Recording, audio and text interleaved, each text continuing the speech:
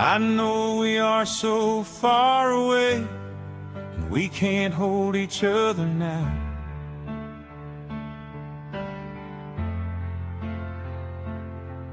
But soon we will be together. I'll find you in the crowd.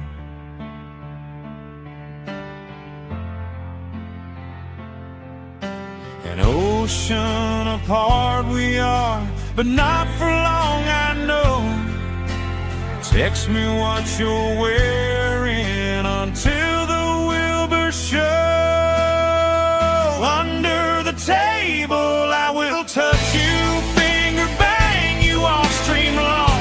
Above the desk I'm dope boy, but your daddy down below.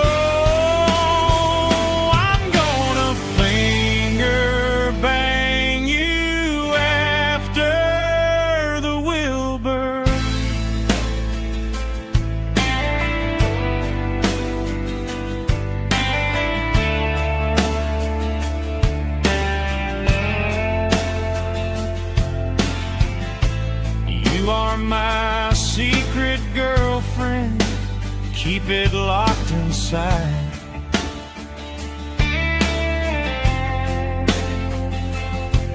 But when I come to the United States, this door is gonna rise.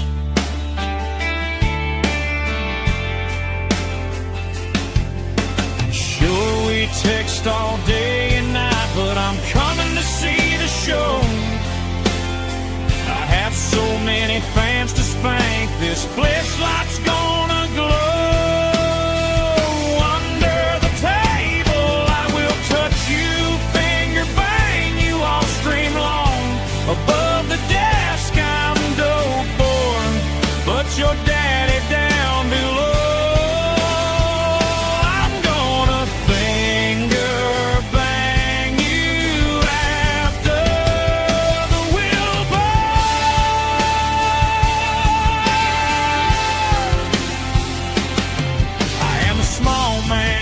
Small hands and small eyes, and I sleep all alone.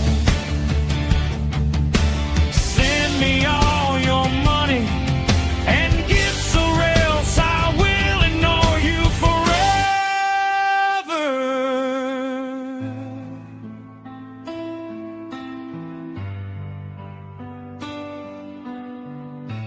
I will do my newest dream right in my hotel room.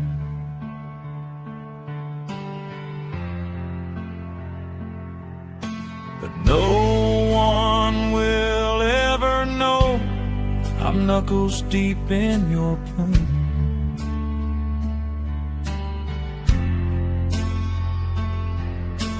Keep your sunglasses on and super chat me all your thoughts. In my country I'm a loser, but here I am a god. I'm going to the table, I will touch you, finger bang you all stream long. Above the desk I'm dope boy, but your daddy down below. Under the table I will touch you, finger bang you all stream long. Above the desk I'm dope boy, but your daddy down below. I'm gonna finger bang you after the Wilbur.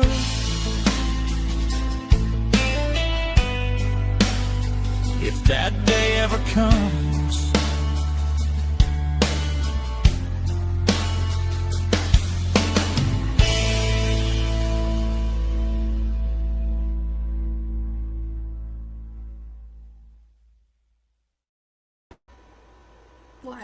What, like it's hard?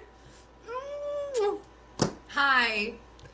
Welcome to Bunny After Dark, 24 on 24, Jess Machado show, third dimension, whatever you want it to be. Welcome to my production, my show. I missed you all very, very much.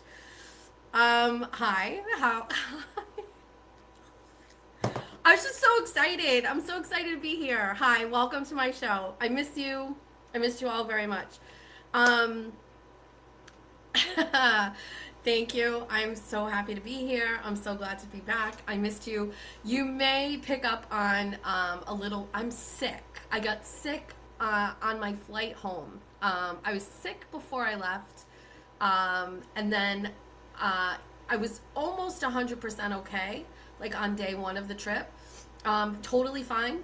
And then on the way home, Jeff was sick the day before, the day before we left. He started sneezing, telltale sign, something's not right. And he was down bad the day we left. The day we left, I started getting it. Yesterday, I was down so bad. Today, I am better, but not like 100%. Hi, I missed you. This feels weird. This feels very strange. We haven't done this in a very long time. We haven't done a live in a long time. We haven't done it on camera. I mean, I came prepared. We we have work to do. So I don't really know what your plans are for tonight, but I suggest canceling them because we have a ton of things that we need to discuss. We have a ton of things we need to delve into. I have a ton of questions that I feel like only maybe you can answer. And we also have an obligation to put on a tremendous program, not only for all of the people who adore me and love me, but for the people who absolutely hate me. And I know that they're all here tonight. And I do want to say, like, I know it's all in good fun. And thanks for sharing my show. Thanks for making fun of it. All of those things turn into revenue for me. So thank you so much for that. I had to do some work and figure out what it's called when somebody told me, so somebody's going to stream my show tonight while I'm live, and all they have to do is wait a little bit. And I don't know what the name of that is called. Somebody in the chat will tell me, but so the first thing is I hear about it. Somebody sends me a message and says, they're going to do a watch party on your show on someone else's channel. And my first thought was like, ew, right? Like who kind of does that? That's like gross. Like I don't have that behavior in me. Not yet. Who knows what'll happen in my life. But I was like, ew. And then I guess this is a thing. It's like for gamers too. It's called like sniping, stream sniping. Streamers like have this issue. So people can like stream them so they can watch what I'm not a gamer, so I don't really know. So I learned a little bit about that. And like, I was discussing it with my team, and I have a team, and I know that some people are weirded out by that, but like if you don't have a team behind the scenes, I suggest you get one. Life is so much better when you have people who are like all like putting in their thoughts and ideas into one spot, and also like it helps like bounce thoughts, and you know what I mean? I'll talk about that later. It's on here somewhere. And so the first thought was like, go private, do a members only. And I promise you, the first thing I said was like, I'm never doing that. Like I don't do members only. I hate doing it for the besties who don't, buy memberships. They can't afford it. Even if we dropped it down to 99 cents, it didn't feel right. And so then I was just kind of like, let them do it. Like if that's what people want to do, then let them do it. Enjoy it. Share it. Make fun of it. Hi. So I very much have missed doing this. I've very much missed. There's a big thing that goes on when you have like a lot of people on the internet like going at you all the time. It gets in your head, and I think I haven't been doing this long. It's actually been 1 year since I started my channel, and I haven't been at it a long time, and I have no experience with it. But I will say that the hardest part about everything is the hate and how you navigate through, it coming from so many different directions all at once. And the cure to that, which I failed to recognize, was to just come into the space where people are that like me. So there's enough of people here that enjoy this show and enjoy my content, and I felt like a little bit of shame, like I was letting like the people who don't like me take over like my thought process, and I was like, yeah, nobody likes me, and I was forgetting about the people that do. So if you are going through it, my advice is lean into the people that do like you. If it's 5, 15, 15,000, lean into the people that do like you, um, because that'll get you through. Hi. All right.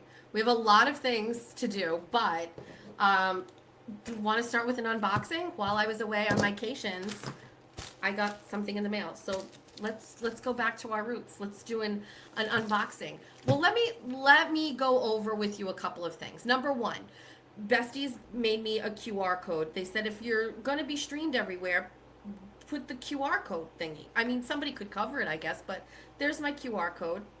So that's good. Third Dimension logo is in the corner because this wasn't quite Bounty After Dark, right? So like Third Dimension is up. I don't have the other thing. We'll do all those things later. We have an agenda. Introduction, say hello to all the besties and the bunnies. 2, unboxing. 3, show and tell. We have show and tell. If you were part of the OG team, hold on, I have to go get my tissues. Hold on.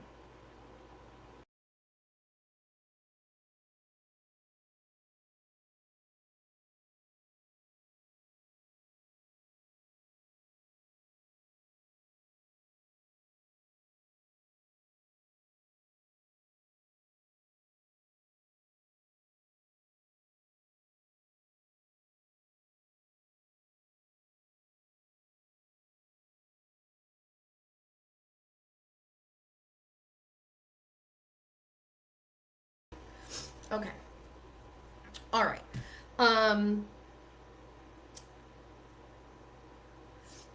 We used to do show and tell. So we have just a couple things we're going to do show and tell. So we're going to do unboxing. We're going to do show and tell. We're going to do the agenda.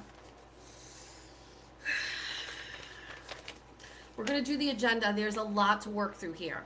A lot happens in like 9-10 days, apparently. Then we are going to take calls. Then we are going to do chat roulette. And then I'm not really sure. That might be the end of it. We have court tomorrow, so this can't be a super late night, but I did rest during the day today. Okay? Let's start with our unboxing. Talk amongst yourselves.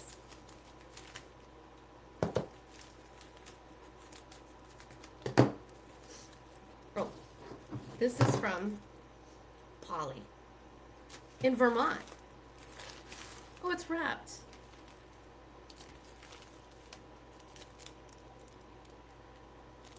It says, hi Jess, saw these and thought of you. Have a great day, from Polly in Stowe. I had a great day.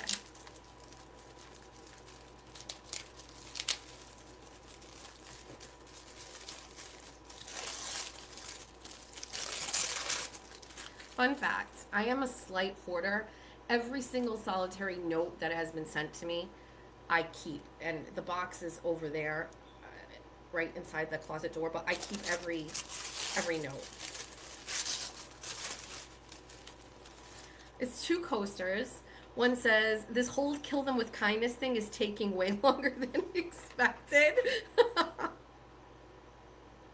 And this one says, 90% of the things I worry about never happen. Worrying works. I do have like, I'm going to use these right now actually for my beverages. Thank you, Polly. This is great. I appreciate that. You have to save this thing. You have to save the handwritten notes. We'll put it over here. All right. Want to do a little show and tell? Okay.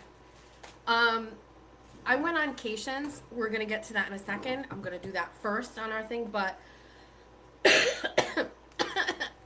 I went on Cations and I read a whole book during vacation. Now, I heard somebody say recently that I'm not smart, and I 100% agree with you.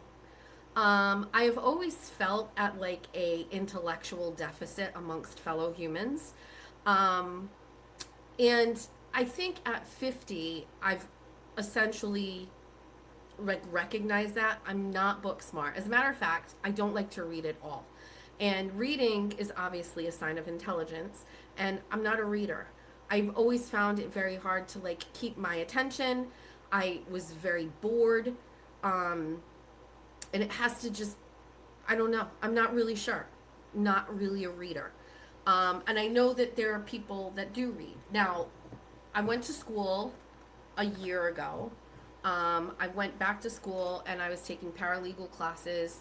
I did 2 semesters. I did the first semester, and then the second semester, I realized like there was just no way I was going to be able to pull this off, like just between work and home and everything. So I went back. I loved it. I did well. School's not for me. I don't want to like ruin it for everybody, but I literally aspired to be nothing in life other than a mom. That's it. I don't know if that's okay with people.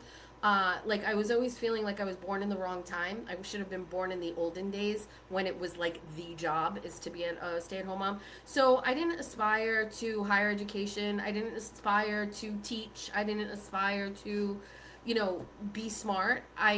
You know, I just wanted to be a mom, and that is the only thing that's ever felt right. It's never been anything other than that. So anyway, I read downstairs in the lobby of our hotel. They had a bunch of books, and I said, well, wouldn't it be great if I just tried to read something? So blindly pulled a book off the shelf. This one, it's like Julia reads all of these kinds of books, but I read it. I finished it on the plane ride on the way home, and I'm really proud of myself. It's not that big of a deal, and I don't care if you don't like it. But I read a book on Cations. So this is my show and tell. I read this book. Now, I accidentally took it with me. You're supposed to give it back, and for some reason, it ended up in my carry-on. I don't know if I had some magazines, so I think I scooped it up. Didn't really think of it. It's got to go back. So we're going to mail this back to my resort. I'm going to show you my resort, and I'm going to show you pictures and videos of it. But my show and tell for today is I read a book. My second show and tell item for today, I can't see the chat. Fairy godmother Linda gave me this thing, and I've had it, but I brought it with me, and it's filled with all my seashells. I went shelling every day. And I'll show you my wares. But I put 2 separate sections aside for my daughters. I gave Georgie hers, and these are all mine. And these are all my seashells. I'll show them to you. Sand dollars.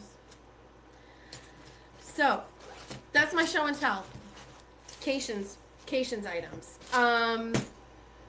So let's get into it. And I see a bunch of super chats and things. Give me a minute, and then I will get to those. I promise.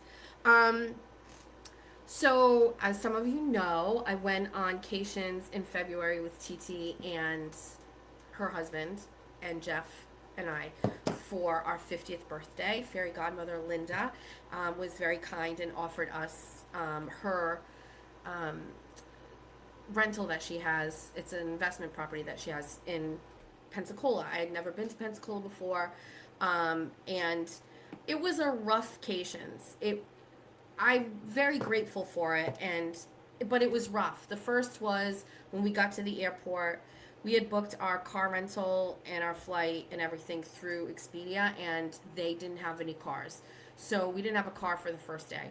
So it was very stressful.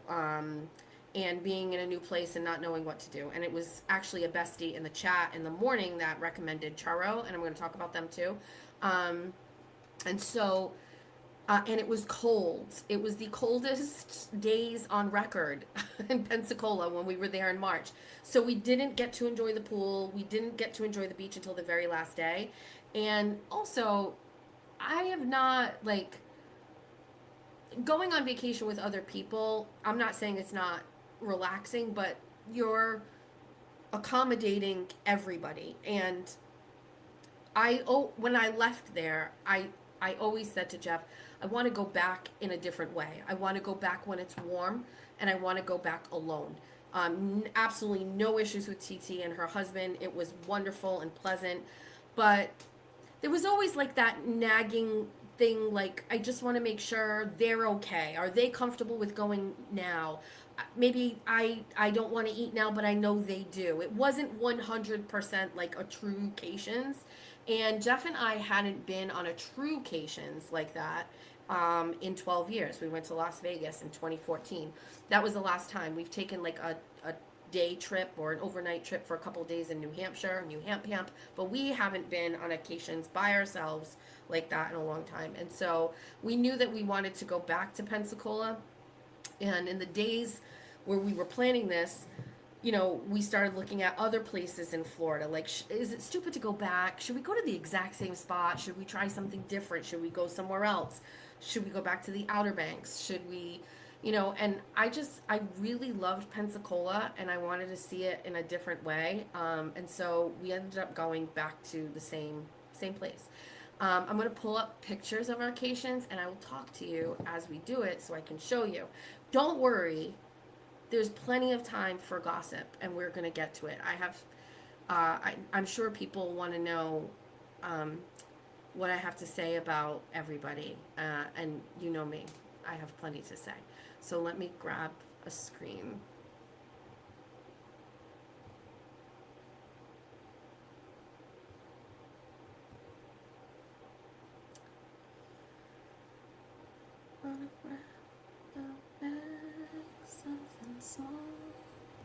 All right, let's go here, let's go here, let's go here, let's go here.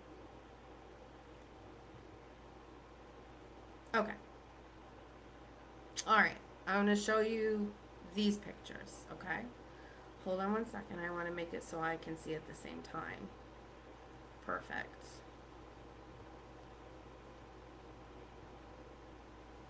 Better. Huh. Yeah. Okay. Let's do it like this. So, look, this is us. We were driving by Portofino, which is where we stayed the first time. That is the building where we stayed day one. I mean, first time when we went. Oh no, do I have to do it this way? This'll stink. Boo. Okay. Alright, so this is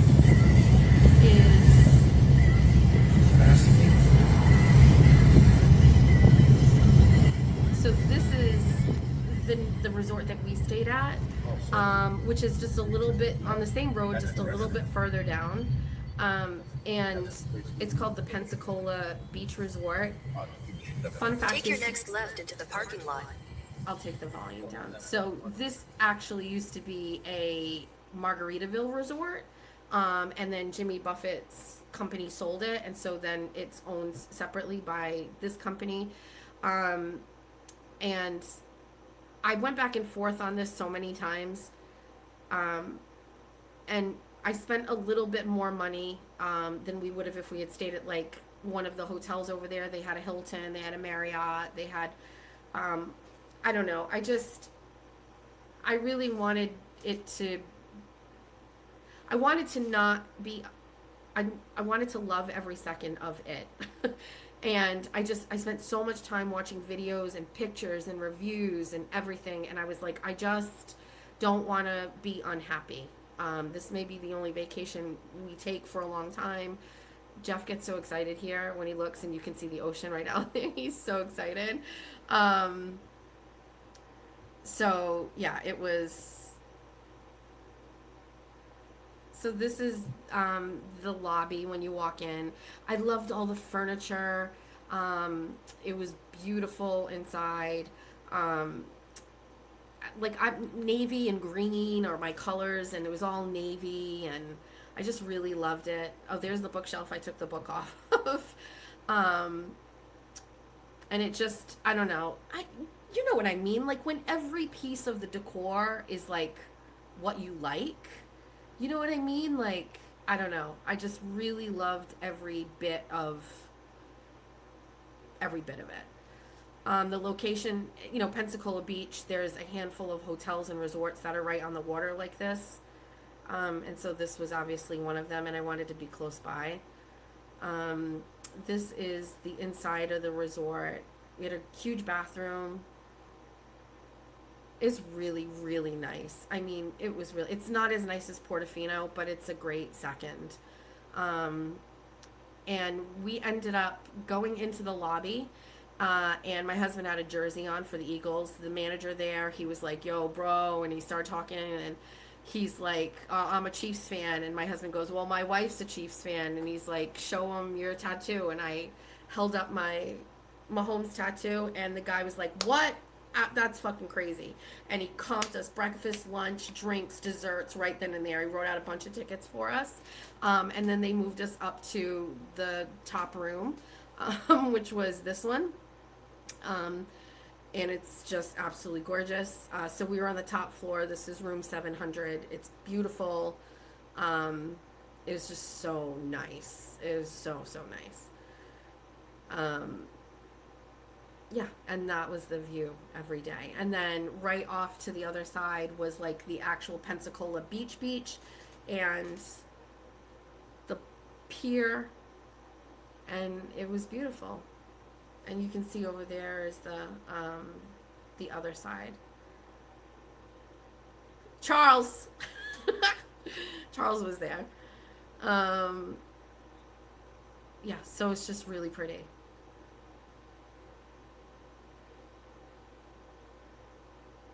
So nice. Yeah, so that was that. This is the tiki bar that they had there. So the first night we got there, we went down and just had drinks there because we got there late. But it's like right on the beach. It was awesome. Hold on, let me get you some more pictures. This is the pool at night. It's great sound system. Yeah, this was in the morning, really, really early. Meowser Tino. Meowser. This is us having breakfast downstairs, like right overlooking the beach. The food was so great. Jessica, what are you doing? Stop. I will adjust. I will persevere. So this is the pool. We had gosh darn it, Jess. We had a little bit of turf wars going on. So I have lupus. One of the things about lupus is you cannot be in the direct sun for a lengthy amount of time. So I have a big, huge hat, but I need umbrellas, and I needed 2 umbrellas to completely block out the shade. And so there's a little bit of a turf war that day, but I was adamant that I just needed 2 umbrellas. So if I had stayed out in the sun the whole time I was there, I would have a far better tan. Minimal sun exposure. We had a lot of pina coladas, lots of drinks. This is the inside of the lobby. It's beautiful. We went to Peg Leg Pete's. I sent this to J7 and I said Jimmy would like this. This bar is like ancient inside, and we actually ate at the bar.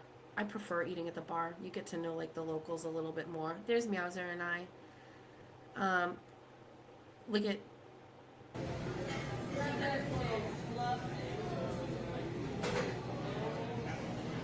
Me and Mauser in another lifetime.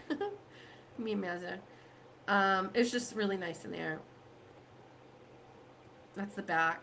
This is the morning. Here's my first day of shelling. Not crazy. Didn't know what I was doing. Don't worry. I went and got a scoop.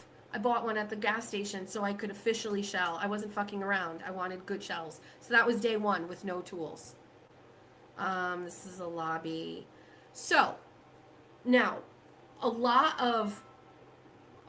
We're not taking calls yet. A lot of, like, what we did was essentially, like, sleep, pool, eat, nap, dinner, pool, all of these things.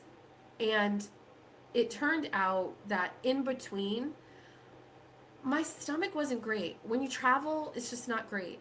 So Trop Smoothie was like 5 minutes up the road, and it ended up being a savior. and I had my acai bowl multiple days. I would just take a run over there and grab it because it was just good for my tummy. This is the pool. It was beautiful. We had dinner at our resort, and it was yum. I had this stuff. It was like fucking ridiculously good.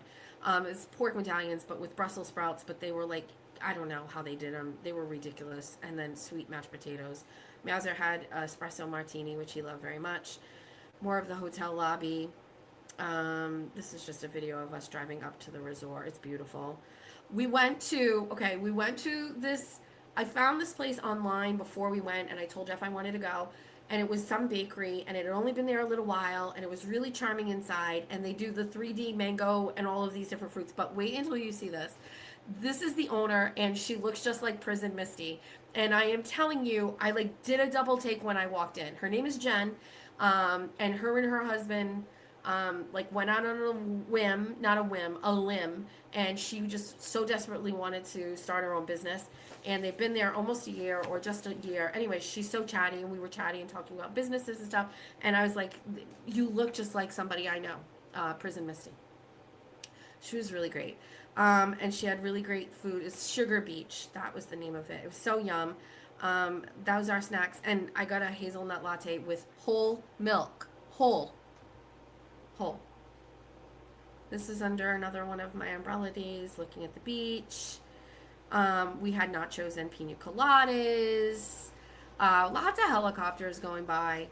Lots of planes. Beaching. Oh, one of my besties sent me this fan last year, and it comes with me everywhere, and it saved me. I love it. This is my favorite restaurant because they have my favorite food. Well, this drink I pounded. It was so good. And we could walk to this place from our resort. But they have this thing here, which is like a McGuire's roll, which is like steak, sushi, fucking ridiculous. I dreamt about it when I was there in March. I had it 2 different times, and I couldn't really believe that I was back there and I was having it again. It was so yum. This is Mazur and I. They were having hermit crab contests, and I just felt like these hermit crabs wanted to escape. They didn't want to be there. All these kids were loving it, right? And they were all getting prizes and stuff like that. But like, yeah, like these things want out. They don't want to be there. I'm so sorry. But anyway, they did that. More pictures. We went to, don't remember the name of the place, but I swear that this lady who had a crazy voice, she looked like J7. And I was like, this is strange. This is her son, and the drummer is her boyfriend. And they were great. I can't play that because I'll probably get copyrighted. But anyway, doesn't look like J7? Little bit. And then, you could see it there for a second. That's the tool I got so I could do some proper shelling. And just walk down to the beach early in the morning before it got hot. It is beautiful. Day 2 of shelling. Day 3,465 of daytime naps. Oh, we got room service on the last day because we were lazy. Always had Tylenol with me on the plane, and then we landed. Those are my photos. I hope you enjoy them. That was my trip. And it was wonderful. It was great. It was the first, so by like day 2, Jack and Georgia were annoyed. They were like, we have everything we need. We don't need you. We have everything. They went grocery shopping. I Venmo'd them. I left them a debit card. They had all of their schedules done. Like the kids were basically like, you're actually bothering us. Stop calling. And so eventually all I did was like a one-time check-in, sometimes not even in a phone call. And that was it. So I was so relaxed. It was the first time in I don't know how long where I didn't worry about anything. I didn't worry about home. I didn't worry about the kids. I didn't worry about my pets. I didn't worry about my business. I didn't worry about anything. I had Moons taking over. She was doing everything. We'll get to that. But I was so relaxed. It felt ultimate luxury. I slept a lot. I enjoyed every single solitary minute of it, and I loved it, and I'm very grateful for it. Let's do some super chat things, and then we're going to get into, let me cross it off.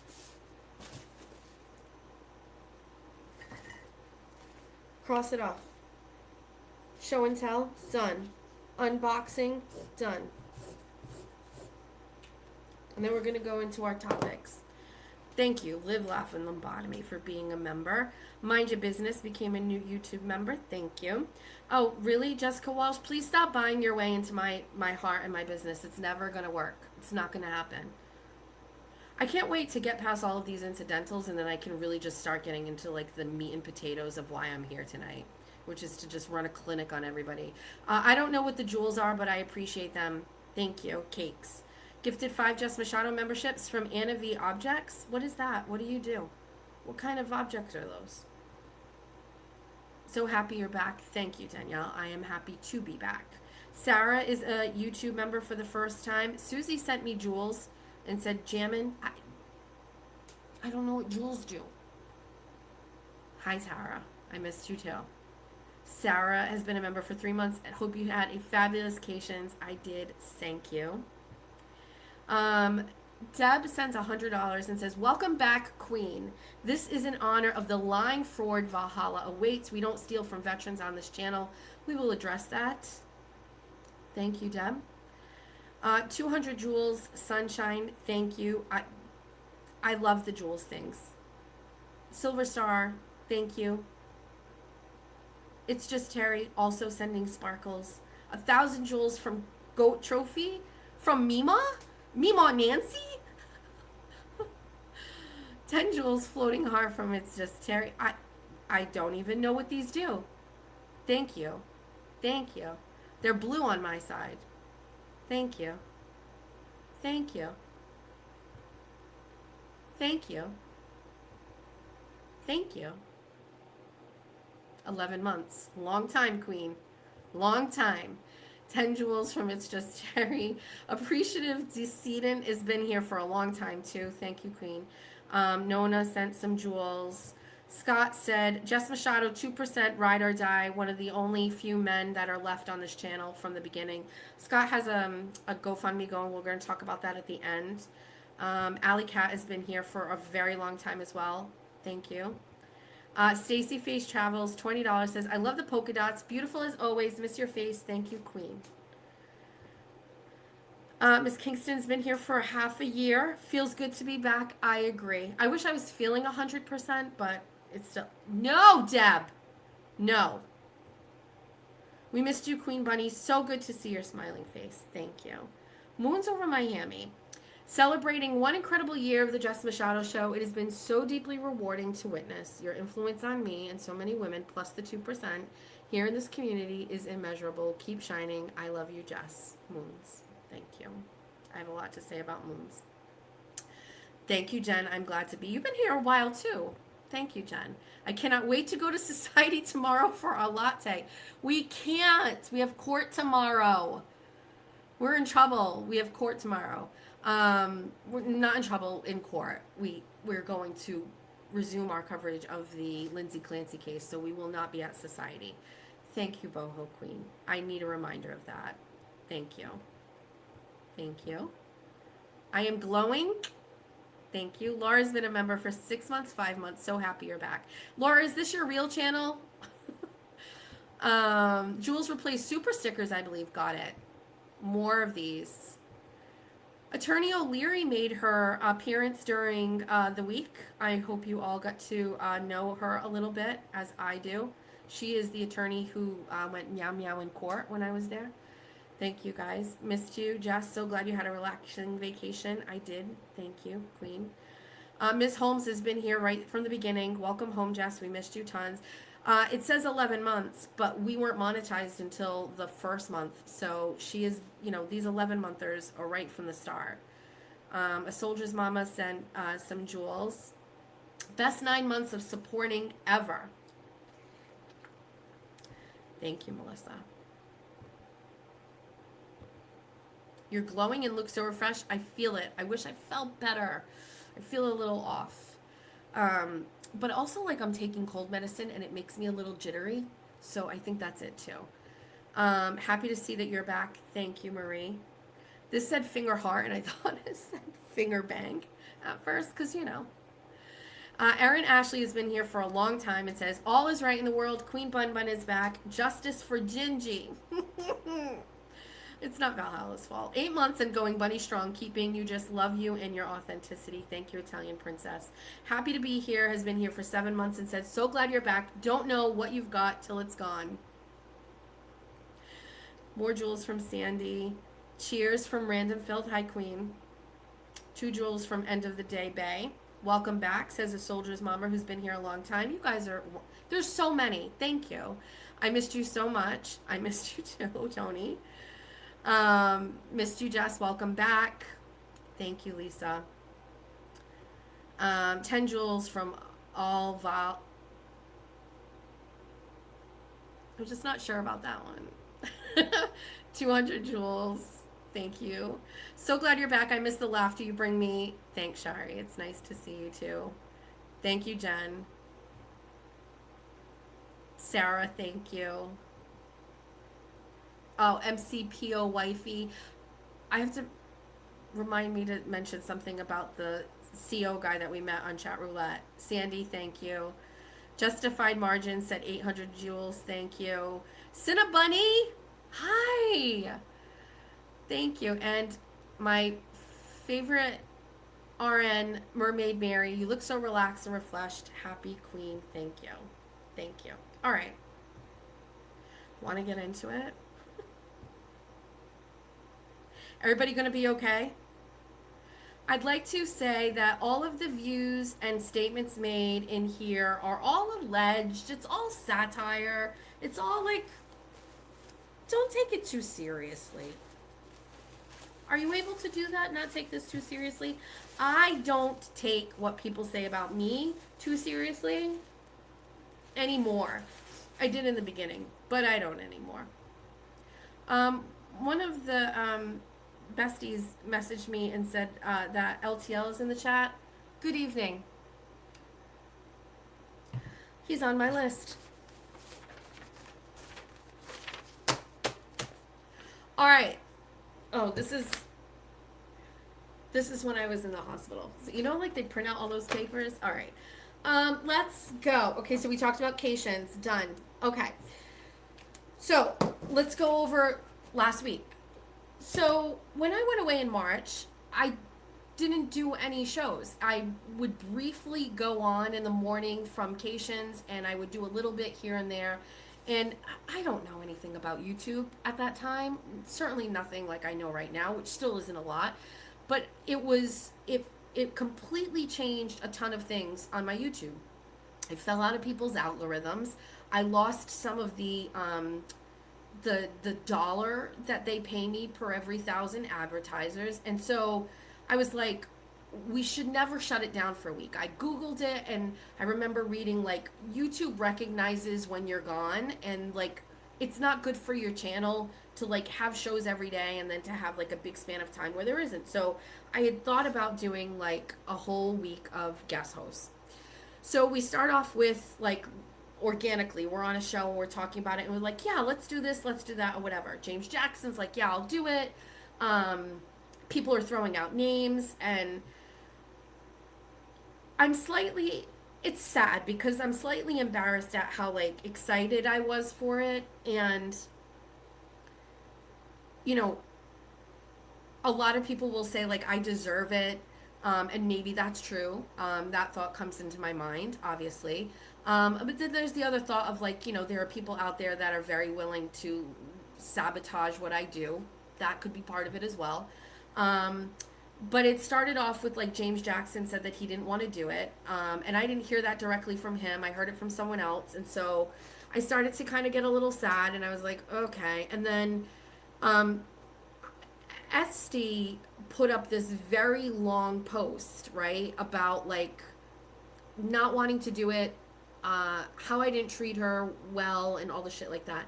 And, you know, right in the comment section is like Aiden comment, you know, cheering her on, like, way to go about it, whatever. Listen, I chose to reach out to her because of the chat. So if I had a list of who I would want to host my show for the week, it would not have included her. But I listened to the chat. I watched the chat, and these are who people suggested, and that name came up frequently. And so I asked her, and she said yes. And then either someone messaged her or she was reading comments, and then she had this complete change of whatever. Do you want me to believe that she changed independently on her own? I don't believe it at all. I believe that Aiden got to her, and he kind of like got in her ear. And, you know, would you rather get praise from Aiden than me? Sure. So that's fine. He hates you. He talks shit about you all the time to me, and he doesn't like you. So do what you want. But SD dropping already made me feel like we're not moving forward with this. When I started to see that, I said, we can't have Jack and George's dad on here. They're going to destroy him. They're going to destroy him. And, you know, I kind of was like talking to him about it, and he was like, I don't give a fuck. I don't care. And I was like, I know you say that, but I think you probably will care later. And so I told him no. And he was fine with it, but I just, it's not like everything was great here, and so I think he would have probably caught a lot from people, and so I just thought it wasn't right. So then, and then Pat Ford had messaged me, and he said, I think I've got a scheduling issue. I didn't really think about it, and I was like, it's okay, because SD's not doing it anyway. I'm just scrapping the whole thing. So I went back to the girls, and I said, listen, I'm going to scrap it. It's not an issue for me. I don't really care. Moons made a case for it, and she was like, you know, if you, and I think she was like trying to not overstep, but she was like, I really want to do it. I really want to run it. I'll handle it all. Let me do it. I'm off for the week. Just let me do it. And I was like, no, I think it's better not to. And then right at the last minute, I texted her and I said, you know what, if you feel like you really want to do it, if you feel like you're up for it, if you feel like, and she was like, I really want to do it. If there's anybody that thinks that's not true, fuck yourself. That's it. It's all in a text. She really wanted to do it. And I was like, okay. Now, I had to do something I've never done before. I had to give her permission on my StreamYard and my YouTube channel. I've never done that before. I've had moderators, but for me to actually turn over my channel and my StreamYard to her, now it's like limited roles on both, but it doesn't matter. I've never done that before. It takes a tremendous amount of trust. And I did it with ease, actually. I really did. I was like, oh, yes, I 100% trust you. Have fun. Do whatever you want. I literally said, do whatever you want. I don't care. She's like, you know, I was thinking of bringing Maggie. Whatever you want, do it. I didn't restrict her. She could have done whatever she wanted. I think she did a really, really great job. I think that you kind of forget, but Moons was a part of like the class that I taught. And if we go back a little bit, I always kind of had this vision for a network, so to speak. And I guess you could say that I didn't see anybody, maybe that's not the way to say it. Maybe that's not the way to say it. I was going to say, like, maybe I didn't see, like, people out there that I would want to partner with, so I was like, let me create my own. I just felt like, people needed some basic understanding of, like, what I do, StreamYard and YouTube, and I recognized that people didn't know and had no idea. I'm not saying I'm a scholar. I'm not saying I did the best thing ever. I'm not saying I knew everything, but I thought at least I could show you what it looks like. I can share my screens. I could show you what StreamYard looks like. I could show you what YouTube looks like and inspire people or give them a little boost of confidence to try. And then, you know, it would be like, then you have a show and then I will share your show and then you will share my show, and now we've built like our own community of people. And it was really nothing more than that. It was to help people and build something. And I set the bar really low. I didn't charge anybody for it. I always said, like, if this became a thing and I was good at it, I would run classes and charge people. I'm clearly not good at it. I didn't feel like I liked doing it, but I feel like it inspired some people to try, and I was so happy that they did it. Moons was a part of that. She was one of those people.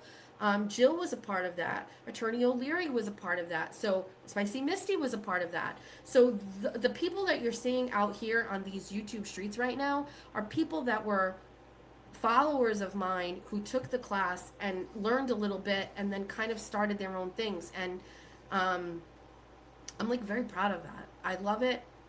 Maggie was in it. Maggie was there. I know I'm forgetting other people, but these are people who were not out here before, and they're here now, and I love that. I love that Jill is here. I love that Oceans has her own thing. I love that these people even just got a taste of it, and now they're here, and it worked. And so Moons, clearly likes producing. She likes doing shows too, but she wanted to do it, and I love to have her do it. I didn't think that, the expectation was she had to do the same kind of content as me. I didn't expect her to pull the same kind of views as me. And I'm not saying that she couldn't. I'm just saying, like, people come here because they want me. It's not me. Some people will be happy that Moons is here. Everybody's like, oh, she destroyed your channel. What the fuck are you talking about? Like, she kept it going. She kept the algorithm going. She showed up every day. She produced content. It's great for my channel. I'm so happy with it. I'm very thrilled that she did it. And she did a really great job. And she got Menners on. Menners. So I thought it was great. And so I was really, really happy with it. So that's the situation with the guests. That's the situation with Jason. That's the situation with Moons and Maggie. Expectations of views, algorithms, and my classes. I hope everybody understands that. It wasn't, I could have shut it down. I thought it was better to have it going. I like to see it going. Okay? I hope everybody's okay with that. All right, you want to talk about Oceans a little bit? Okay. So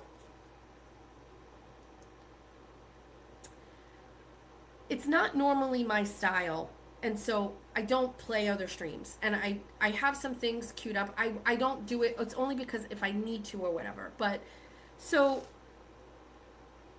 Jill was on Ray for Dallas yesterday, and I didn't watch the whole thing. I puttered in and out of it, and I know a lot of it had to do with Moons, and there was a part in it, and there may have been more about me. I just don't know. I didn't get a chance to finish it. But there was a part in there where I think Ray asked her if she felt betrayed by me, and she said yes. And I listened to that, and I immediately pulled out my phone, and I went back and looked at my text messages with Jill. And, of course, none of what she says is in our text messages. It's very different. And then the phone calls that Jill and I had, also very, very different. Now, she said, I've had some time to think about it or whatever. Let me be a little informal here. When I ran that class, and Jill was in the class, and Moons was in the class, and all these people were in the class, when they first told me that they were going to do a thing together, I instantly thought that that wasn't going to work. The reason for that is because I had gotten to know them both, and their personalities didn't seem to jive. But I actually gave them a lot of credit, and I didn't know if it was because they didn't feel strong enough to do. So one of the homework assignments I gave these people was, you need to go and do a video on StreamYard, record it and send it over, go live, or do a video. And they did theirs together, and it was so well done. You could tell, like, Moons was already into, like, the producing thing, and it was really well done, but they did it together. And I instantly felt like Moons didn't need to do it with Jill, but I did feel like Jill needed somebody with her. If I'm talking I am going to talk as honestly and as frankly as I can. I thought Jill needed somebody. So I didn't know if Moons was being, like, kind, or I don't really know. I just didn't think it was a good match. But they started the show, and we watched this thing kind of evolve. And if I'm being honest, I think right from the get, it was not like cohesive.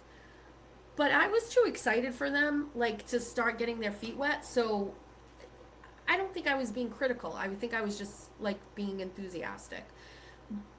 But if I'm being honest, I thought it was very disjointed. I thought there was like a disparity in energy levels, and it just, it didn't work. So I have actually to this day never spoken to Moons directly about these things, but Jill messaged me, and she told me that she wanted to talk. And so I'll never forget, I was at Trop Smoothie, and I spoke with her on the phone. And she said that she and Moons had had a conversation about the channel and separating and going their separate ways. And Jill expressed that she was a little frustrated because what do you do when you have a channel that one person starts in their name and you bring another person on and you do it together? And what do you do? And so she asks me that, and I was pretty caught off guard by it because I didn't really even think about it. I had no idea who started the channel. I didn't know if it was Moons had started a new one. I mean, I apologize, I wasn't paying that close attention to it, but it turned out it was Moons' channel, and Jill and her joined, or whatever. I asked first thing outright, did you guys write a contract? Did you have anything in writing? And Jill was like, no, we didn't. And I said, listen, I don't think it's that serious. I said, but I think that what you could do, and I asked her, how many subscribers do you have? And she said like 1,000. At the time, it was a little over 1,000. And I said, well, if I can make a suggestion, and if you want me to talk to Moons about it, what I would say is stay together, run your shows on that channel together, but Jill, start your own channel. And when you get 500 subscribers, which is half of what is there, then completely disconnect from the first one. I don't fucking know. I've never had any experience in it. It was a phone call. I thought it sounded like a good idea to me. It seemed like it was fair. I guess in hindsight, what would have been fair would have been to completely dismantle both and start both over, and everybody starts from scratch. I just thought, like, okay, just Moons will help you get your channel going, and once you get halfway there, then that seems fair and amicable to me. And she agreed. She said yes, and I was like, yeah. And Jill talked a lot about how she didn't really know what her channel was going to be. She didn't know what she wanted it to look like. Now, pause that for a second. Prior to this, people had been sending me text messages with screenshots of Jill in chats of people who perhaps don't like me, and saying and doing things that weren't so nice. And I even saw her say something not nice about Aiden, and I think it was like Happy Indictment Day or something like that. And I was like, we're not celebrating Aiden getting indicted. Like, we're not doing that. We support him. So I had a bunch of text messages and screenshots of stuff where I thought Jill really didn't have a side. Now, for me, especially in this space and time, right, post Bakergate, loyalty means a lot to me. And when prior to that, it still did, but it means even more now because there's a lot of attacks coming from all different sides, and you really need your supporters. You really need people you can trust. You really need people that can be out there advocating for you and out on the streets. And I didn't feel Jill was one of those people. I think she wanted to kind of be in the middle. And I made that suggestion to her. I said, I get the feeling that you kind of want to be friends with everybody and you don't want to take a side. And I didn't give her any specifics. I never mentioned that I saw the screenshots or any of those things. I just said, what you could do is you could start a channel and you could be like the mediator. And you could bring both sides in and have conversations. And she was like, wait a second. I love that idea. And I was like, yeah, like, it almost to me was just like, if Jill doesn't want to be like Team JESS Machado, as long as she's not actively out there hurting me, what do I care? You know what I mean? So I was just in the moment, I was just like, like maybe Jill really does have an issue with being left or right. She really wants to be in the middle. And she was like extremely enthusiastic about it. It was a really great conversation.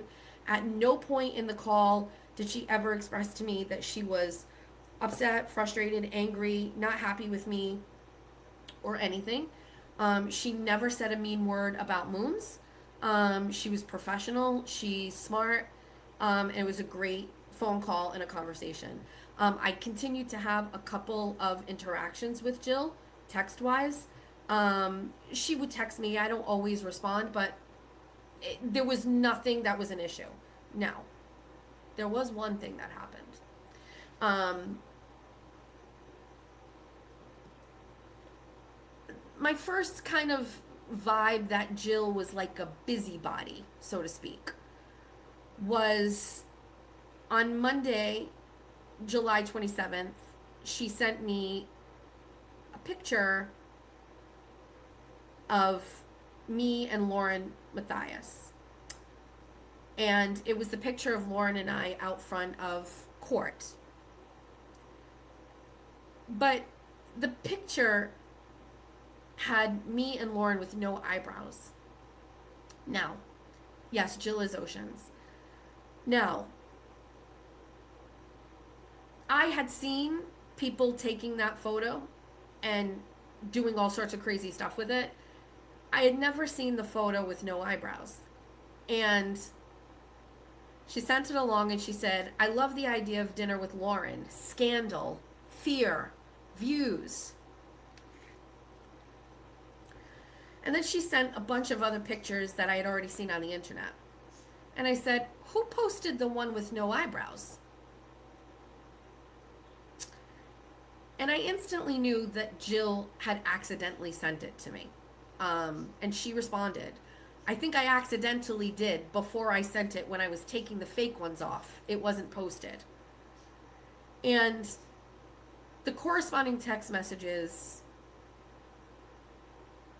led me to believe that Jill was making her own funny pictures of me and Lauren.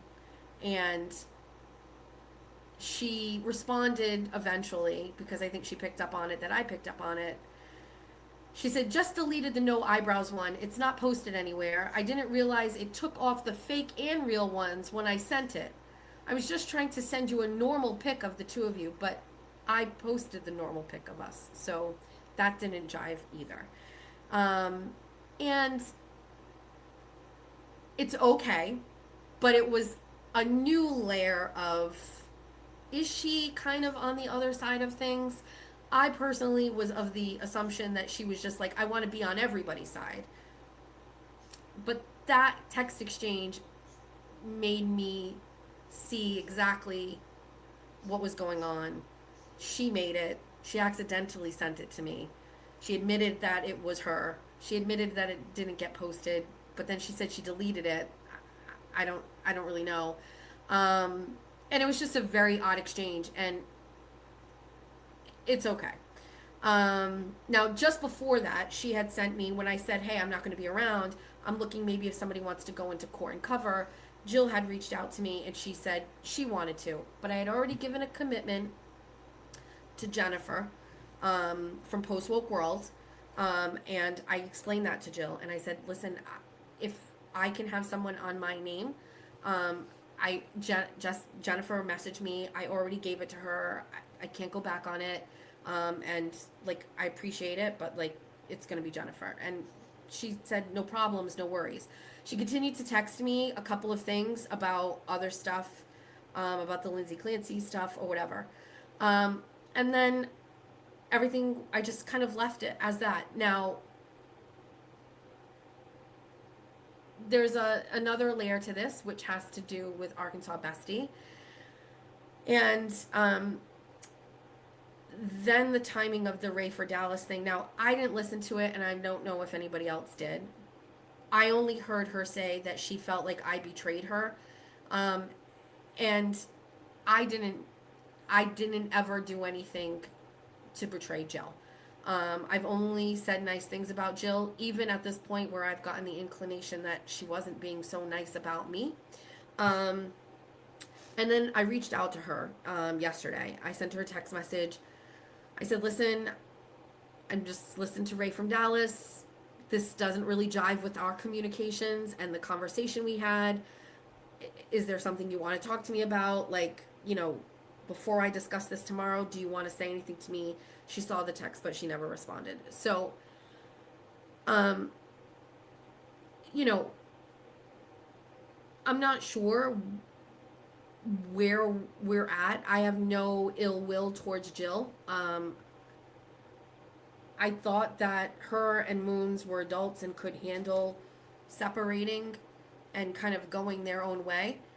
I will say that I do have a text message from Jill where she wanted to be paired up with someone else. And that included a suggestion of Jessica Walsh. So she had texted me and she said, I'd like to do it with someone else, LOL J7, or Arkansas Bestie, or Maggie, or whatever. And I think that was for like the fill-in for my show, but she wanted to be paired up with J7.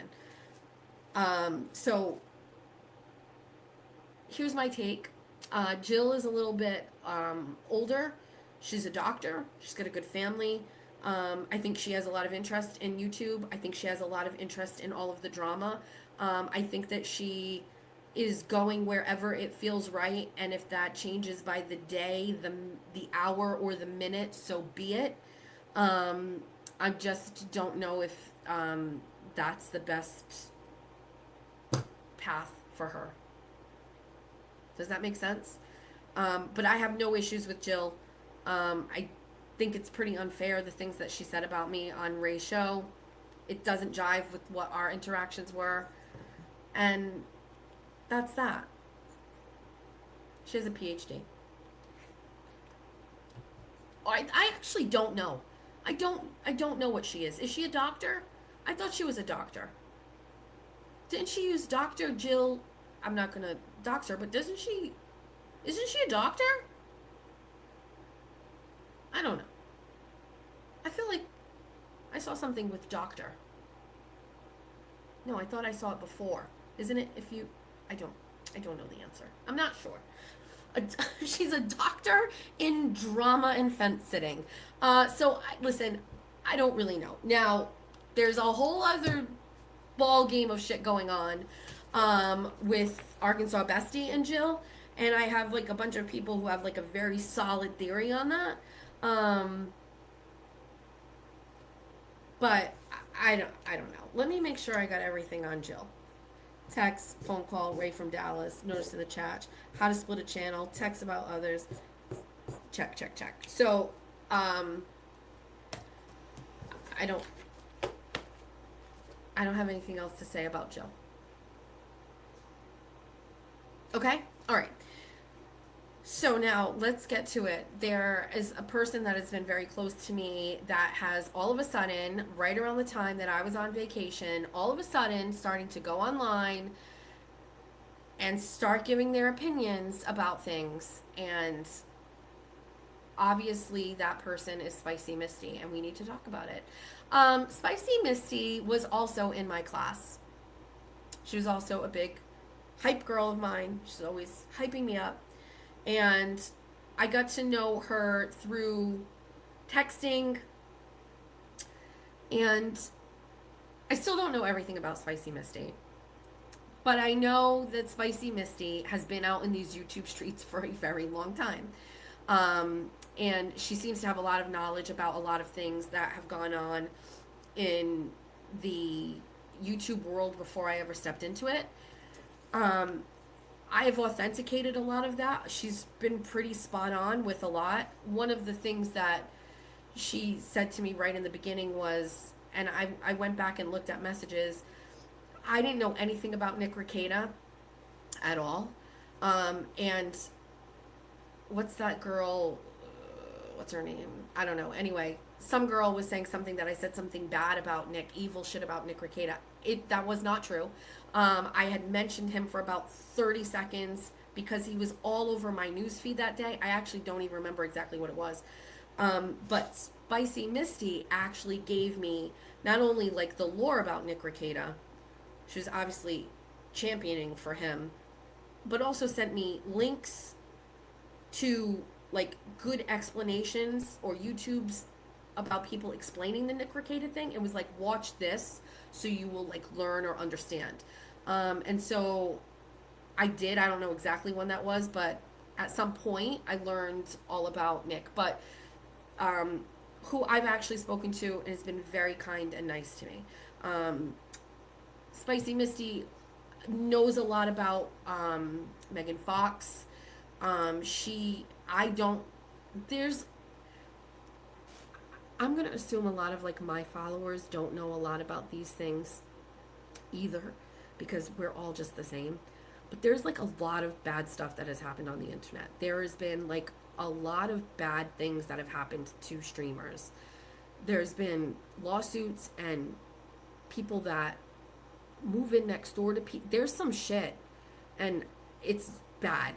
And Spacey Misty knows all the lore. She should do. She's gonna start a channel, and she should just teach everybody all of the things. I would need to know, but like,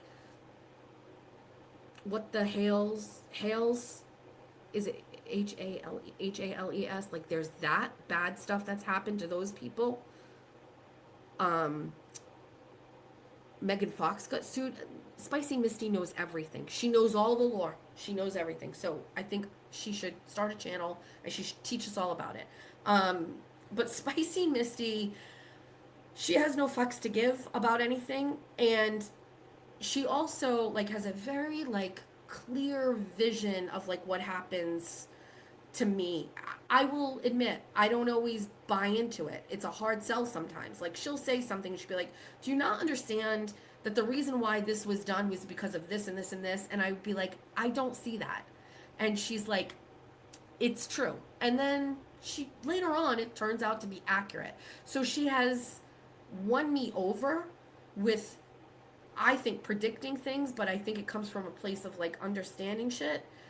She's kind of been right about a couple of big things for me, and I don't want to talk about them, but she's been right about some shit, and I'm like... So anyway, Spicy Misty has been spreading her wings on the internet. She bought herself a microphone. She got bit by the YouTube bug. It's kind of crazy for someone who's been like a fan of people to now all of a sudden like want to have a channel. I will also take credit for that. I say all the time, I am so glad she is on my side of things. I wouldn't want to be on the other side of that. I believe her when she tells me that she genuinely enjoys my content and she's a fan and she feels very protective of me. And so I'm very thankful for her and everything that she does, and I'm very grateful for her. And I want to say thank you. She pays attention. She understands stuff. She advocates for me. And that's... I'm very grateful to that group of people, and that includes Spicy Misty. So, so while I'm away, this bitch gets her microphone, and I'm like, "What do you mean Misty is going on Moonsy's show? What do you fucking mean?" And she doesn't care. So she just does what she wants. So no wonder she likes me. It's that whole I do what I please and I do it with ease. That's Spicy Misty, but like in a prison way. Prison way. She's scary. I said her all the time. I'm like, I'm so scared of you. So I'm very happy for her. Okay. She doesn't have a channel yet.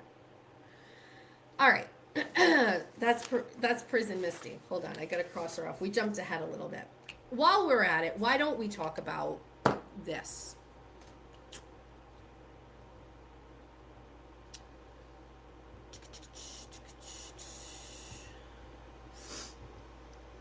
Let's talk about this. So,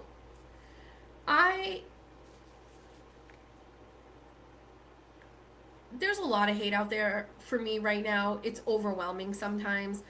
There are a bunch of people who say, like, I should not be covering the Lindsay Clancy case. Jessica doesn't have the compassion to cover this case. I would like to let you know that the majority of people who are covering this case are mainstream media, and they do not give one fuck about Lindsay Clancy. These people are savages.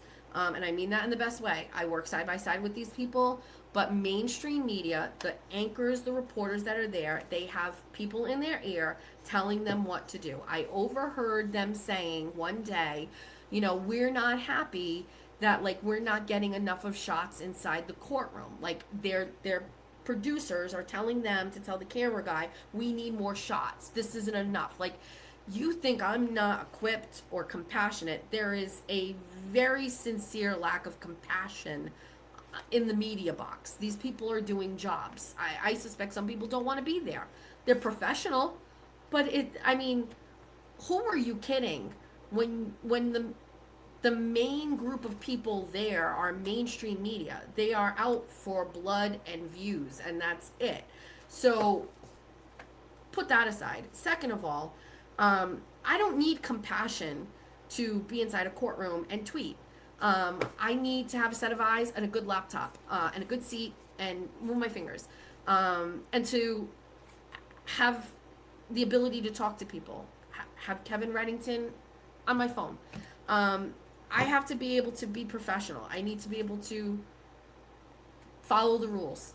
I'm under no obligation to have any type of, like, feeling either way about Lindsay Clancy. As a matter of fact, while there are many people that are super compassionate for her and believe that she should not go to jail, there's a lot of people that do. I'm in all of these Facebook groups, and there are both sides of these people who are like, she is a murderer. So what to those people? So I don't need to go in there and give my opinion. I don't need to go in and be compassionate. I just need to go in and see things and then type them out to you accurately. And for people to say, like, I don't deserve to be there, it's none of your fucking business. You can't fucking stop me. So good luck. You know what I mean? Like, I don't care what you do. I don't know where you go. I don't, you know, like, it's crazy. You know, it's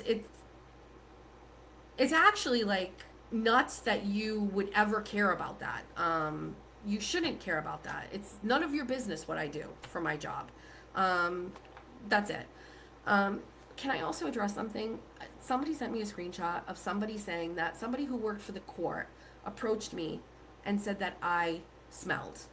Now, number one, that never happened. Nobody from a court ever approached me. Nobody was ever near me. Nobody ever said anything to me about my body or anything like that. But this is my court bag. Hold on, we'll get back to this for a second. Hold on. This is my court bag. Karen Reed won. I had a vintage Coach briefcase, and it barely fit anything in it. And I also didn't know what I needed for court, and I was very unprepared. Karen Reed 2, I splurged, and I bought this bag on Amazon, okay? And it has all the pockets. This bag is essentially the same for every single solitary court hearing that I go to, okay? It never changes. So, in the front, I have 3 pockets. My main cell phone goes in this one, my other cell phone goes in this one, and my portable fan, which is in the other room, goes in here. Those are the 3 pockets, 1, 2, 3. On the back pocket, it's always the same thing. My wallet goes right here. And then on this pocket is where my car keys go. On this side over here is usually, it's still here, we have an umbrella. And on this side is my tumbler. Okay? But more than that, on the inside, this is where my laptop goes. I also put my tablet in here fully charged, and then I have a whole area that has all of my chargers. But on the inside, always, I have a pack of gum. Always. Some people have terrible breath in court, and I always have gum. I also always have deodorant with me. All the time. Always. This is like a texture spray, but it's like a thing for your hair. case my hair is looking gross. Of no surprise.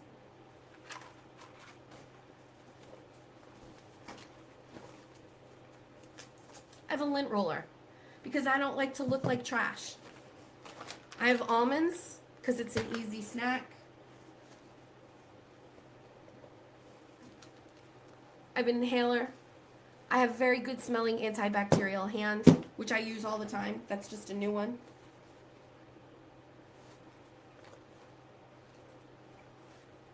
I have a lipstick. I don't smell. And it's terrible for you to make fun of me and say that a court person, someone who worked for the court, smelled me and then approached me and said something, and that's why I didn't go back to court again. Nobody has ever said anything about me. I am perfect when I go to court. I'm obsessed over it, actually.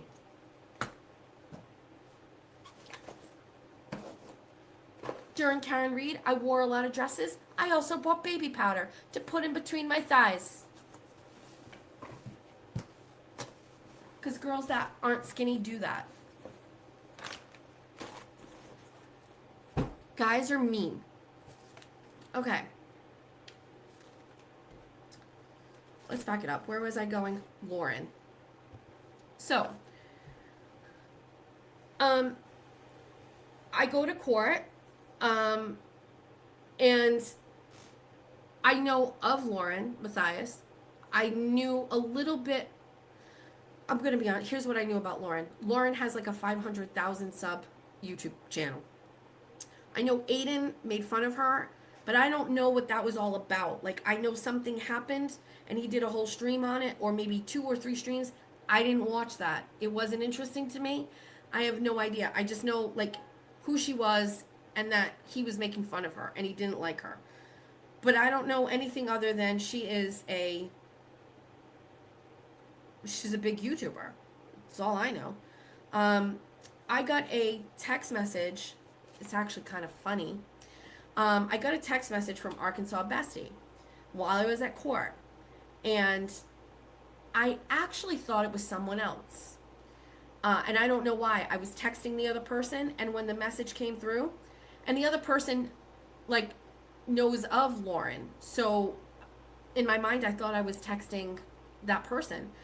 So Arkansas Bestie sent me a message. She goes, Lauren Matthias is there. And I was like, she's here? I said, can you tell me what she's wearing? I'll see if I can pick her out in the line. And she sent me a picture of her. And I looked ahead of me, and she was there. So I, like, was talking to a lady on the side of me. And I said, can you just watch my bag for a sec? And I went over to introduce myself. And I said, hi, I'm JESS MACHADO. She goes, oh, I know who you are. I said, it's just really nice to meet you. Grayson was with her. I said, hi, Grayson. It's nice to meet you. And we talked for a little bit. And I said, I didn't know you were covering this case. She was very pleasant. I said, would you mind taking a photo with me? She said, sure. Grayson took a picture and I posted it. Now, I got a ton of messages from people like, don't trust Lauren. She's the worst. You don't know anything about her. Now, Prison Misty knows all the lore, but didn't tell me the lore about Lauren Matthias. So I'm going on nothing, okay? Like, I know Aiden doesn't like her, but I also know she's, like, very successful. So Lauren and I talk a little bit more. She mentions, like, let's grab dinner while I'm here. And I said, sure, let's try to make it work or whatever. After everybody said all of these things and people were pressuring me to, like, not talk to her, you know, the only thing I could think of, to be very honest with you, was, do you know how many people would probably say the same thing about me? Like, how many people would say to a person, like, don't talk to JESS MACHADO. She's the worst. She's a loser. She does all these mean things to people. I would want somebody to give me grace. I would want somebody to give me a fair shot. And to my knowledge, Lauren Matthias has never said shit about me. So why am I going to hate her? Like, it didn't make any sense. Like, and a lot of people were messaging me who know about the true crime world and stuff. Nice people. And I think I responded to many of them, and I was just like, thank you so much, but, like, has Lauren said anything about me? Like, am I on her radar? Like, it's very obvious I don't pay attention to a lot of stuff. Is there something I should know? No. Okay, so why am I going to be a cunt to Lauren Matthias? Like, so far, no problems with Lauren. Has she done anything to anybody that I know? The word came back was no. Now, I've learned that there is a lot of stuff that is, I've learned a little bit since this picture was taken. First of all, it's not the reason I didn't go to dinner with her. I ended up getting sick, so I never went back to court that week. I don't know if she's going to be back next week. I'm sure you guys will know more than me. But this is common courtesy. This is, you have a really big channel. You're successful at what you do. I'm going to introduce myself and let me take a picture with you. That's not like fangirling. That is just like, we're both here covering this case. You have a really big channel. I'd like to take a picture with you. I am apologizing to people who are upset by that. I just don't know the lore. But even if I did, I'm not sure that that would be enough for me to like not treat her with kindness and respect. Do you know what I mean? I can live in a space where Lauren Matthias says and does things that I don't like, which seems to be a real problem for some people. Not about Lauren, but like a lot of people do and say shit I don't like, and I just have to deal with it. I just thought I would be nice to her and kind to her, and that's that. So unless Lauren does something to me or someone that I care about, then I would continue to treat her with kindness and respect. Okay? All right, I wanted to address that. Also, I did meet Grayson, and I don't even really believe it, but her brother passed away. But the last day I saw Lauren and Grayson was talking about her brother. And I can't imagine. So I can't even talk about that. Which leads me to the next thing that I want to talk about. So, hold on. I need a tissue. Talk amongst yourselves. So last week, my husband and I learned that two people we knew passed away. Two young people that one that we were friends with and one that we were mildly acquainted with, who both actually are friends with each other. We met Jared, Sylvia through another couple that we were friends with. They used to host a bunch of different parties, Kentucky Derby parties and things like that, and we met Jared there. He has a brother named JD. JD and my husband are very friendly because my husband's name is Jeffrey David and JD is also Jeffrey David. And this is Jeffrey David's brother, Jared.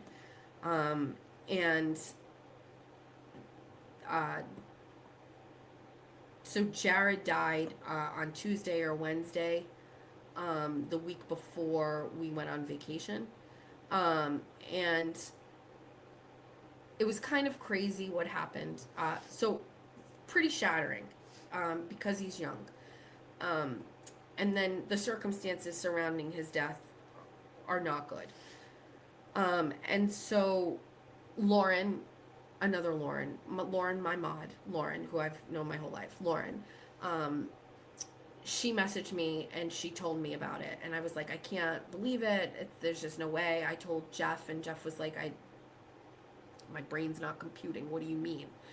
And Lauren told me that Jared had been distraught over a childhood friend that had passed away a couple days before.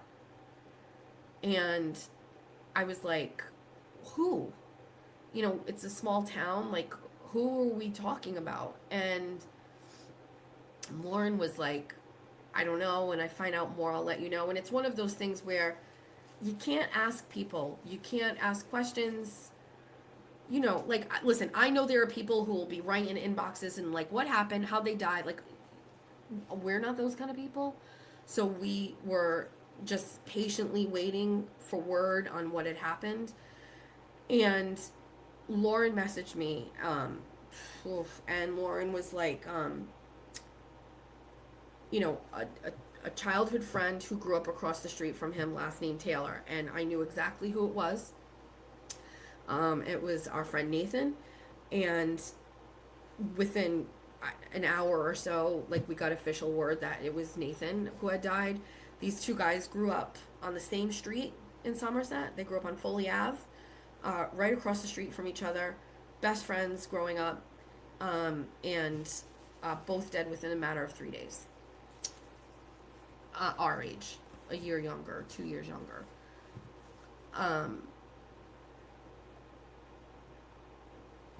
And so, I don't know. Again, like, I had to break the news to Jeff about Nathan, and when my husband cries, it's a lot, and so it was just really unfortunate. I was so sad because Nathan's funeral was on Friday, and we weren't flying home until Saturday, or Friday night rather, so we missed it.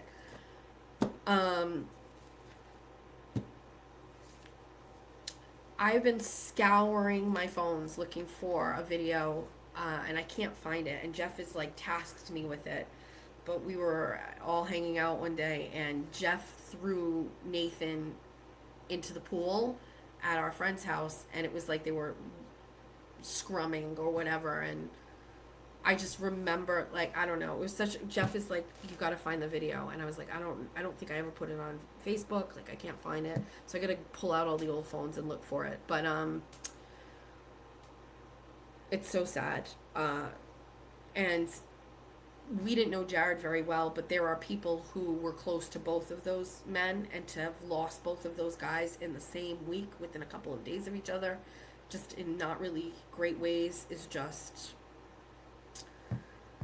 not good. Many years ago, not many years ago, maybe 9 years ago, Nathan was in rehab, and I rode him when he was there, and when he got out, he came back, and he was like, he's like, you writing me, I don't know, whatever, I don't want to talk about it, but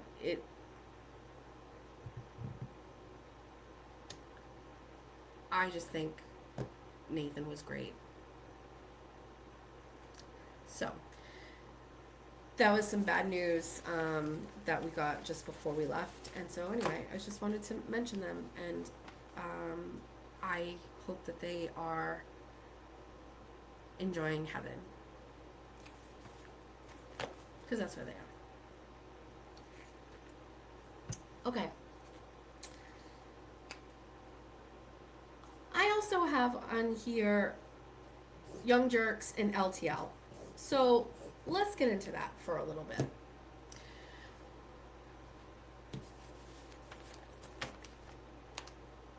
This morning early, I got up and I actually watched the exit interview between Aiden and I again, from start to finish. And it's been a long time since I watched that, and I've tossed around the idea of playing it and doing a commentary with it, like, what everybody else does. Play it, pause it, talk about it, and, or whatever.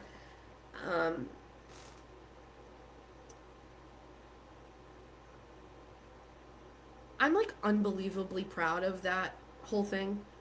I'm so proud of how I handled that. There was immense gaslighting going on there, and weird things being said and done. It was also, like, many moments where I explained things as fact, or, like, counter, like, he would say something, and I said, like, actually, that's not right at all. And then I would explain it as fact, like, exactly the truth. And he's, like, looking off to the side, like, he's not listening. It was almost like it didn't matter. what I said. It didn't matter that I said like this isn't true. Like, you know what I mean?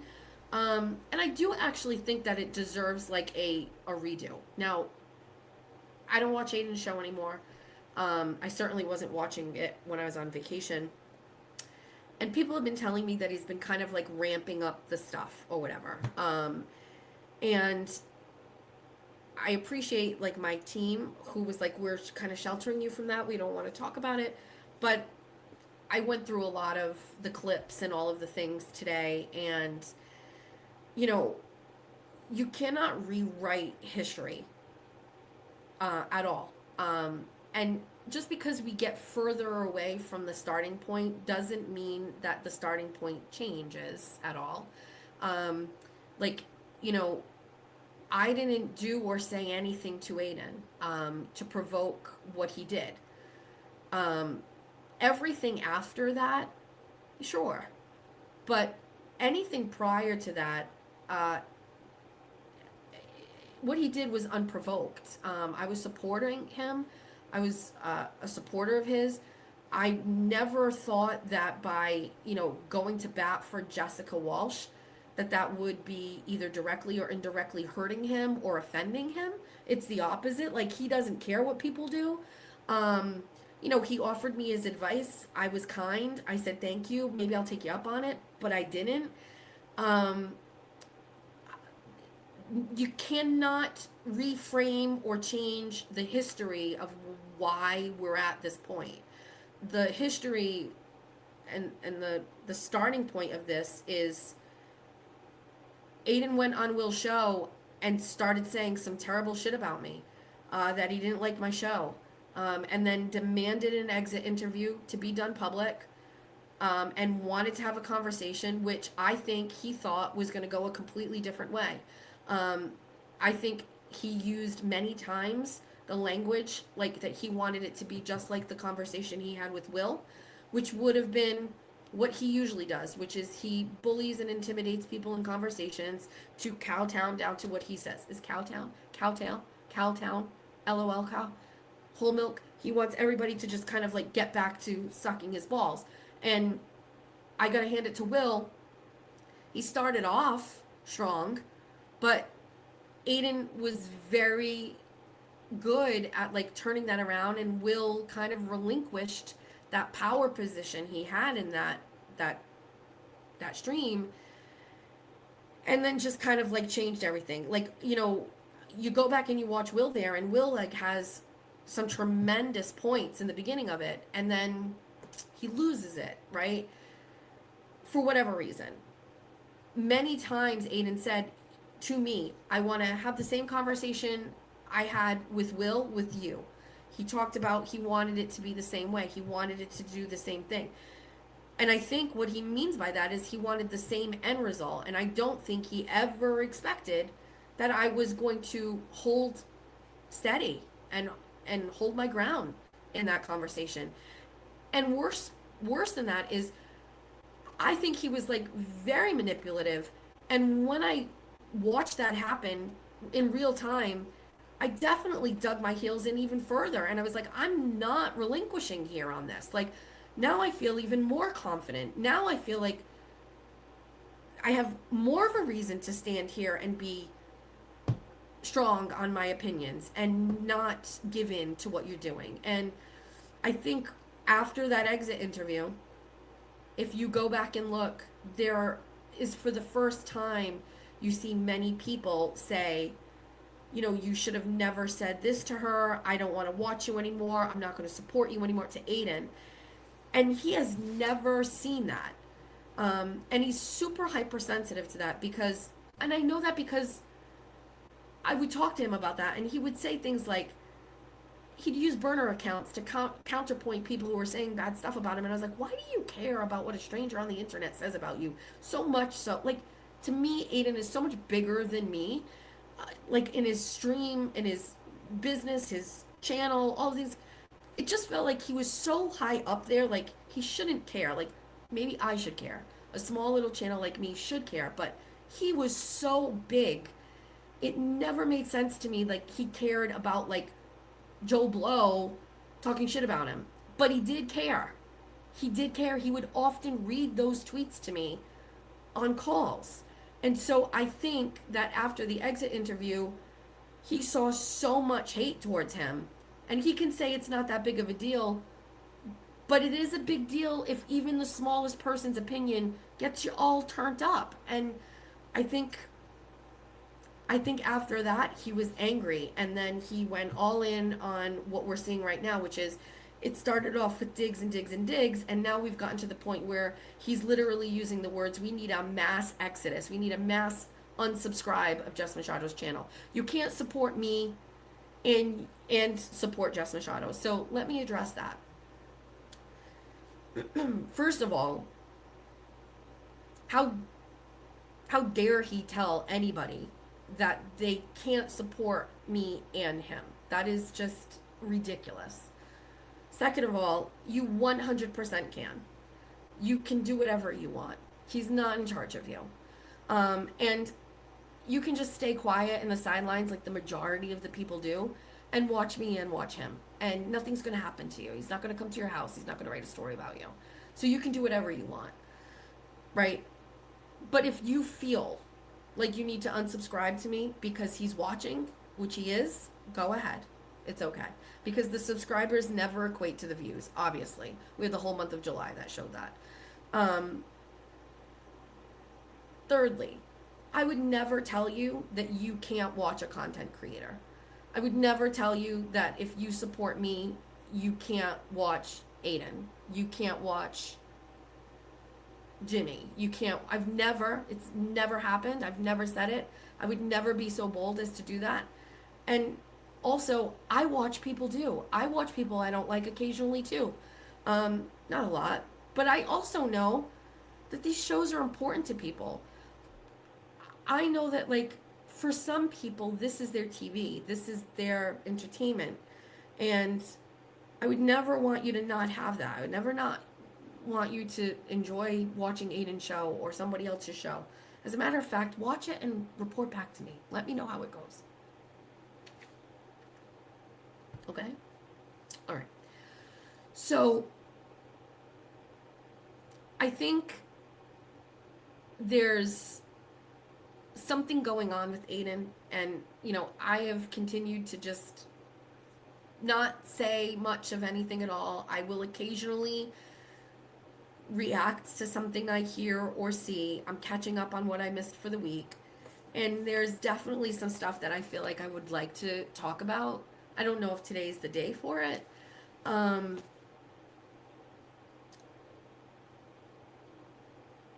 also, like,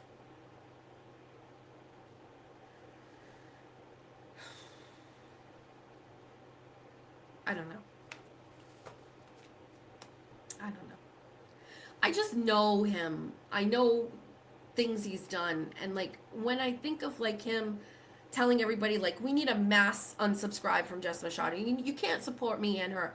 I think about that, and then I instantly, in my mind, go straight to, like, these two things that I saw him do. And I go, you are just a terrible, terrible human being, right? And for the rest of my life, I will always go back to those two things, not the same thing, they're two different things at different times. And it instantly calms me.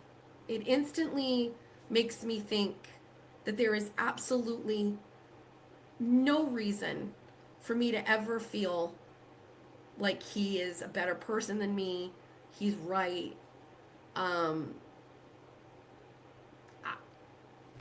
I don't know. I just instantly, it's like I've trained myself. And I don't have to do what Meredith did, which is, like, expose it all. I don't have to do what Meredith did, which is, none of these things would apply to me. Go to court, none of those things. I promise you, I feel a certain way about having it all to myself. And I know what a terrible person you are. I know what a terrible, terrible person you are. Not making bad decisions occasionally, or not doing something to like help yourself in a situation. Those things can all be kind of like crossed out and justified or whatever. You're just a terrible person who does really terrible things. And I'm not that. I might not know what I'm doing here.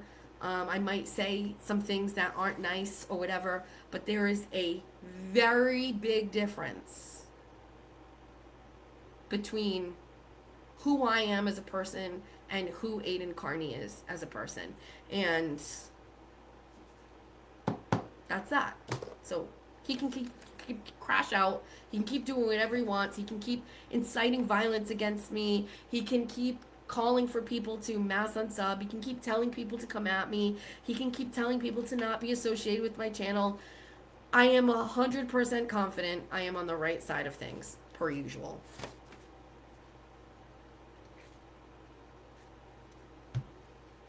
Okay.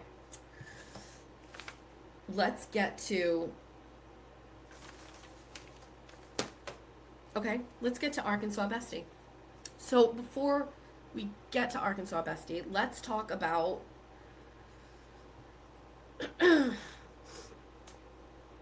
fans. Let's talk about people who you don't. So I didn't know Katie prior to her reaching out to me. As a matter of fact, she was in my chat under a completely different YouTube name. And I don't think I ever really saw her. I don't remember the name when she told me what the name was. I don't know. So I got an email from her last year. And it was like basically her introducing herself and saying that she had been following me for a year, and that she was, really loved my work, loved my channel. And the very first email was like, I talked to my husband and we would like to, provide you with some cash every month to like supplement your income for supplies or whatever. And I remember reading the email out loud to my husband. We were at dinner whenever I got it, or when I finally saw it, and I slid the phone towards Jeff, and Jeff goes, "No," and I was like, "What?" And he goes, "That's not right." And I was like, "I don't know, like, you don't understand, like, I have a show and people like to support," and Jeff didn't get it. So she sent me a couple of other emails, and at one point she sent me an email and said she changed her name to, can't remember it, let me pull it up.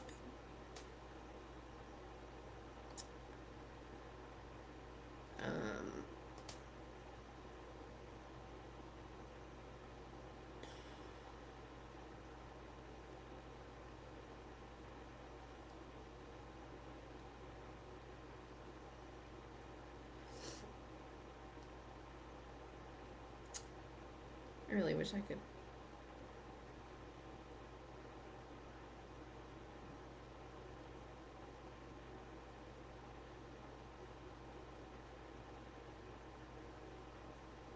Hold on.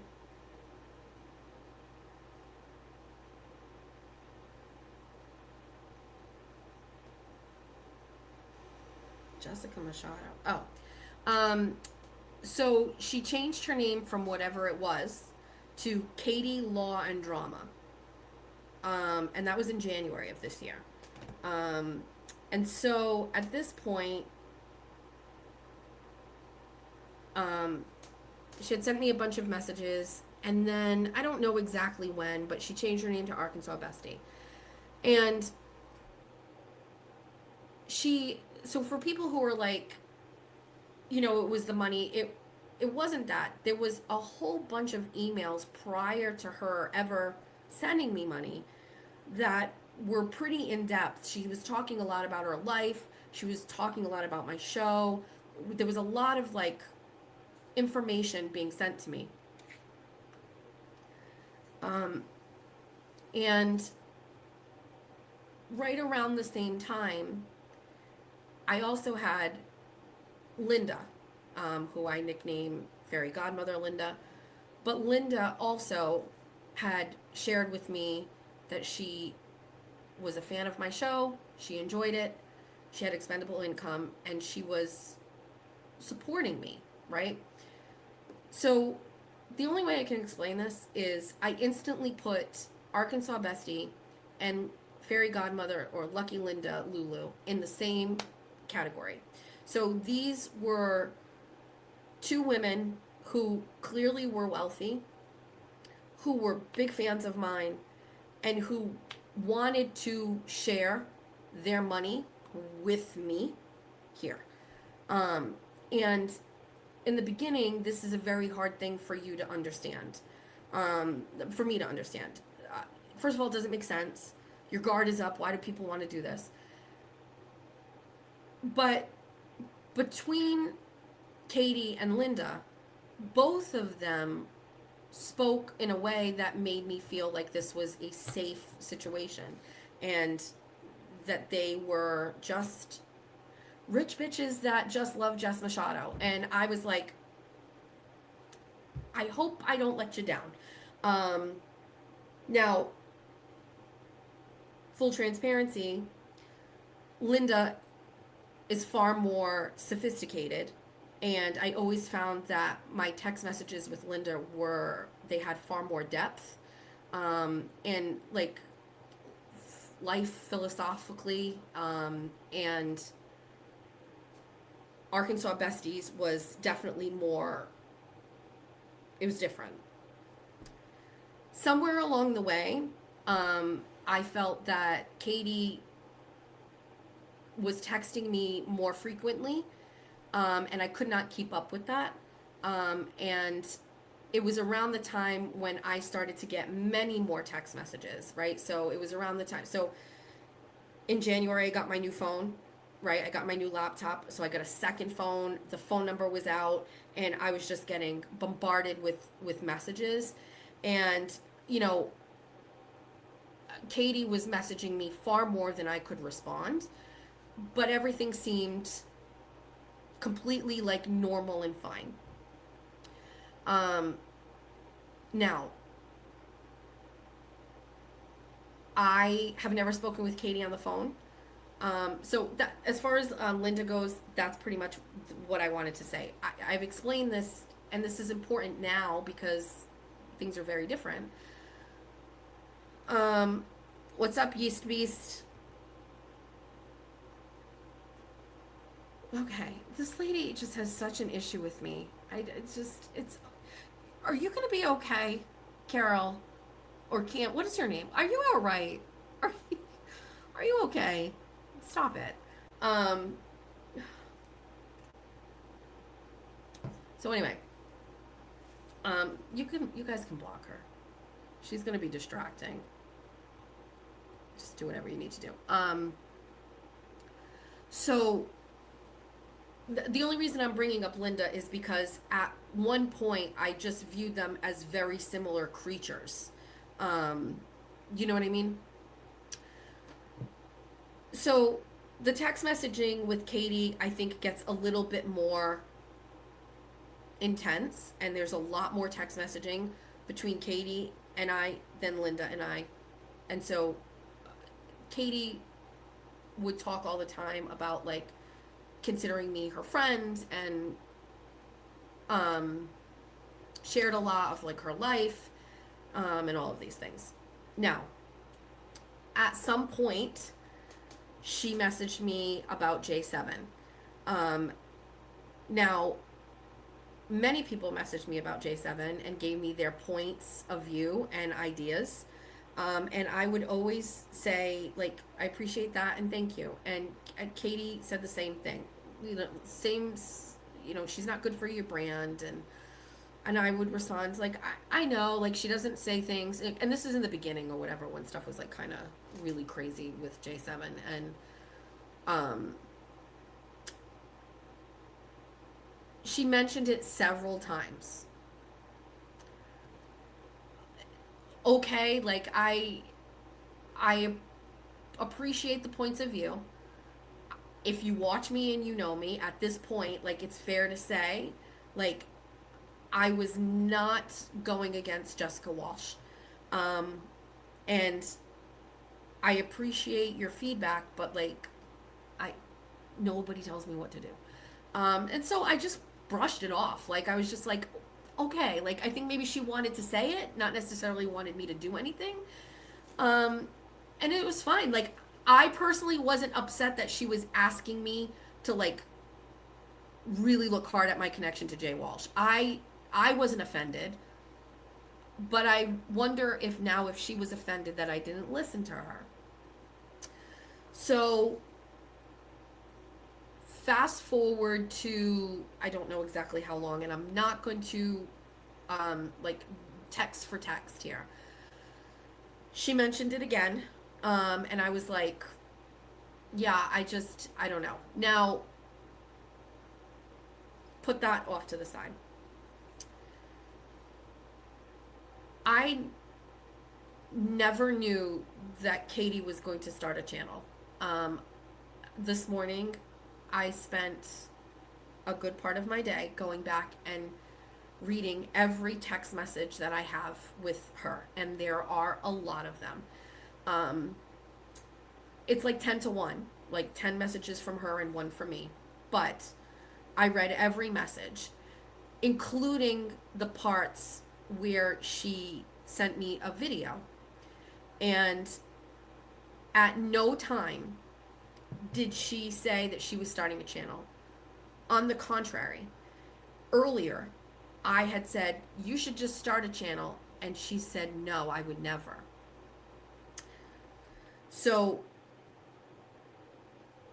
never said to me, I'm thinking of starting a channel. If I start a channel, would you support it and promote me?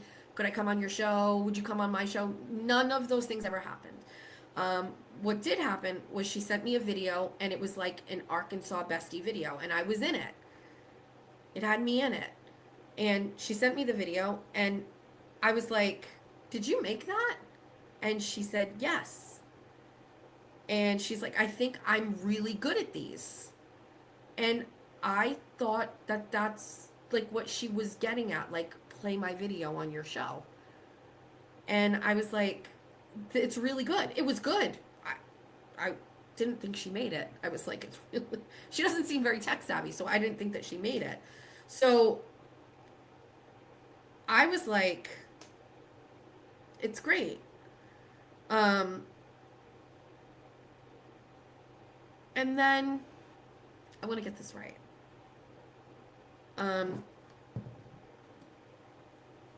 And then a couple days after that, she posted something on her ex that grabbed the attention of a lot of people, and she claimed that her account was hacked and that someone hacked it, posted that, and then deleted it. And so, if I'm being very honest with everybody, that was the first day where I was like, what's going on? Because hacking an account and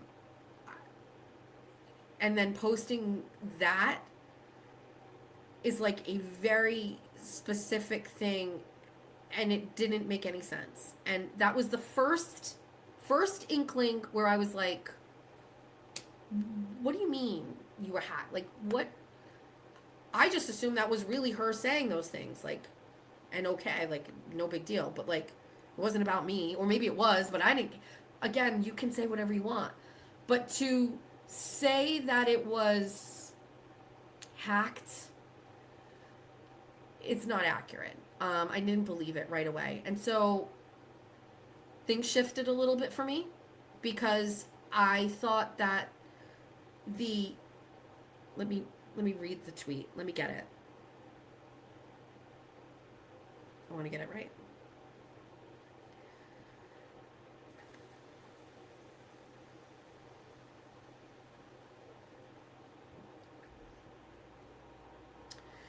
It said, I think I'm done with the YouTube world, at least for now. Funny how quickly you realize not everything is what it seems behind the scenes. If you know me, you know I don't play games, and I definitely don't do drama unless it's real. Sometimes the best move is to quietly step away, at least until the right time. First of all, I didn't see anything wrong with that tweet. I think it raised a lot of eyebrows for like some people because she was kind of just like a person in the chats. And for me, when I saw it, it could have been about me, but I was just like, ooh, you know what I mean? I was like, what's that all about? That was just enough drama for me to be like, cool. But then the internet started reacting kind of crazy about it, and she came up with this whole story that it had been hacked. And like, my thing is like, number one, it's very hard for a regular person to hack you because Aiden was never hacked, right? Like, but for someone to actually achieve hacking you, and then for that person to not want to hack you for like your credit card information or anything, but to post something specifically niche like this that wasn't really a big deal. What are we doing? Why are we even dissecting this? It just didn't feel right that it was like a hack. And I was just like, okay, why are we lying about that? But okay, it's whatever. It's not a big deal. And then J7, because she smells fraud in the water, like a shark smells blood, she sniffed it out right away and started in on Arkansas Bestie. Now, I will say, I don't remember, I didn't watch the first time she said something about her. And I didn't watch live the second time she said something about her. I was in the chat, I was watching just a show, and then I left. Now, that's the peculiar thing about it. You could be chatting right now, and we can see you, Spicy Misty or Cinnabunny After Dark, and people are like, oh, they're here. And now if you don't say anything else, people will still think you're here, but you might not be, right? You might leave. Well, I left. And Jessica Walsh, I don't remember specifically, but was like kind of like going at Arkansas Bestie. So Katie messaged me and she brought it to my attention, and I said, well, I wasn't there in the chat. And she goes, no, you were. I saw you. And I said, I left. And she was upset, and I agree with her that she thought at that point, and I don't know how long ago this was, just before I left for a vacation, that Jessica Walsh is shitting all over her, and she expected me to say, don't say anything about Arkansas Bestie. She expected that. She thought that because she thought we were friends that I should tell Jessica Walsh to stop. So I messaged her and I said, I wasn't in the chat. I left. And she expressed that she was upset, and I was like, okay, would you like me to say something to her? And she said no. And I said, okay. My opinion is these are two adults, and they can deal with it themselves. They can fight. They can work it out. I don't want to get involved.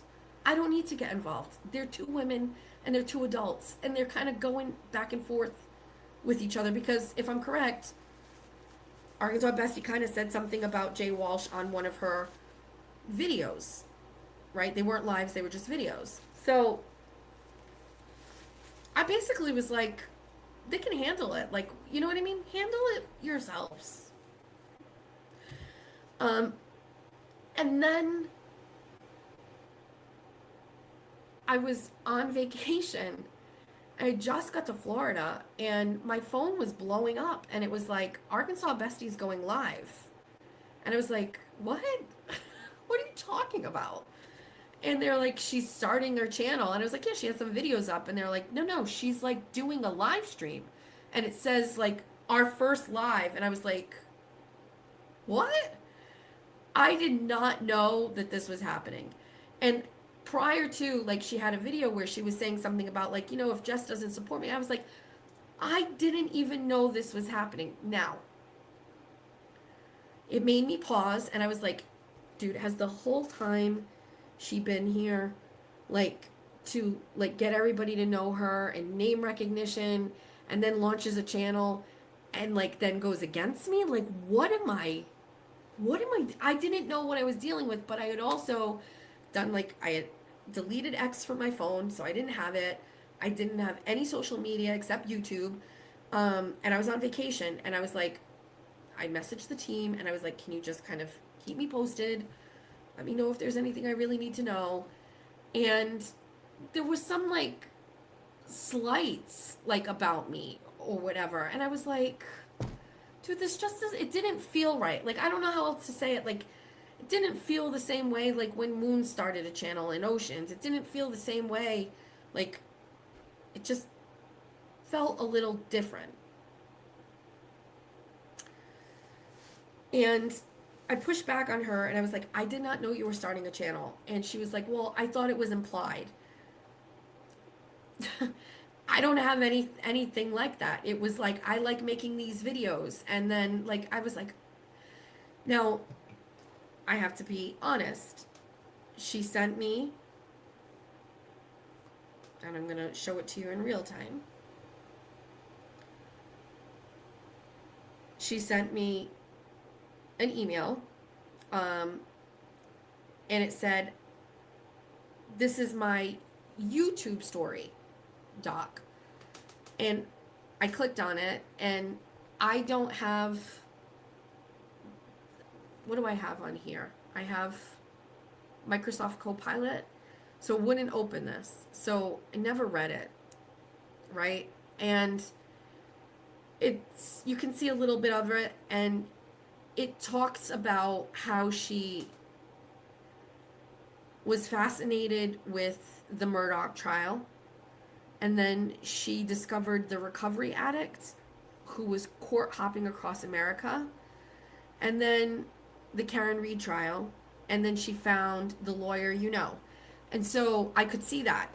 That's it. And so I just assumed, like, this was a story about her and how she, like, follows YouTube content creators, and eventually landed in the Bestieverse. I still to this day don't know exactly what it says because I haven't opened it. But if she did try to tell me she was starting a channel, I didn't see it. I would never not support it. I would never not be pulling for her. But it started on such a bad foot that I felt like I couldn't say anything at all, because the other thing happened, which was she messaged me and she was like, you need to shut Jessica Walsh down. And I was like, I'm not doing that. I'm not telling somebody what to do. I'm not telling Jessica Walsh to not talk about you. I 100% understand Katie's perspective, where she says, like, I'm your friend, and Jessica Walsh is shitting all over me. So you must denounce that because I'm your friend. But what Katie was failing to understand is that Jessica Walsh is my friend, and Jessica Walsh is a far better friend in real life than Katie was. Katie was someone who supported me financially, but that didn't equate to, like, that didn't equate to the level of friendship that I have with Jessica Walsh. And I think at that point, and the first time she said it, it was like, you need to stop this. I was like, I can't do this. You know what I mean? And I think I messaged her back and I was like, I'm not doing this right now. And she was making, like, a really big case for it, and this is hurtful. And I was like, I never said, like, you're putting me in a bad position, but in my mind, I was like, I don't know this person that well. I'm now in a tough position because she has financially supported me. She's in the chat. She changed her name to Arkansas Bestie because of my show. And she says that's not true, but that's true. And everybody really loves her, but now behind the scenes I'm going, I don't like this. I don't like that she's telling me I gotta tell Jessica Walsh to stop talking about her. If I did go to Jessica Walsh would. But I would never do that. I would never do that. And so she kept on about it. And I was like, and at the same time that's happening, she started and launched her channel. And so I was just in a position where I can't say anything about the channel. I don't want to talk about the channel because behind the scenes there's other stuff going on with us or whatever. Now,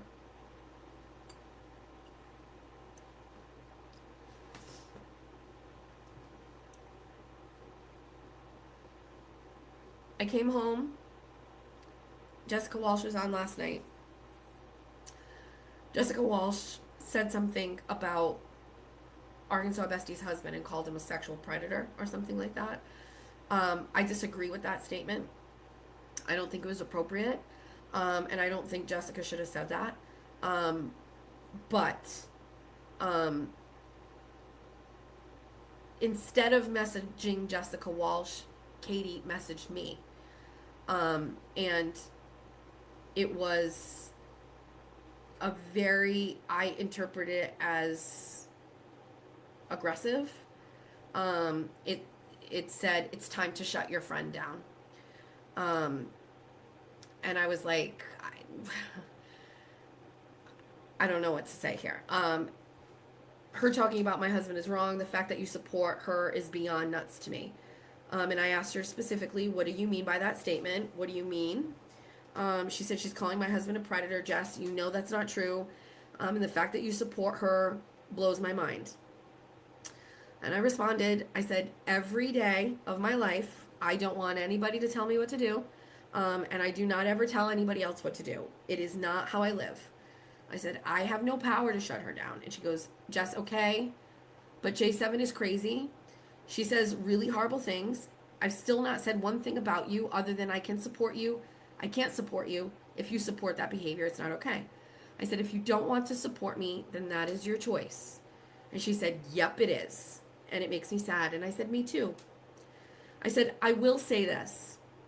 There are people you may support who say things that you don't agree with. I hope it doesn't get to be too much for you. Eventually, you will come across things you don't agree with for everyone you know. Like, for example, Abby was on your show. She's great, but she supports Purple. He degrades me, often, and Kimberly, often, and lied about his credentials. I would not hold it against you that you worked with her, because it isn't my place. But essentially what she wants to do is she wants to stop the one person talking about her. And when she wants that, the reasoning that she is giving will not hold up in the YouTube world. There's no way that she agrees or even co-signs all of the things that Aiden says. There's no way that Arkansas Bestie is going to say, like, I agree about the stuff that Aiden said about Peggy O'Keefe, for example. Or how could you work with, what's that girl's name last night? What's her name? Abby.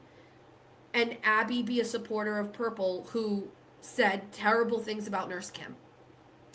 You're gonna come across people who you don't like what they say.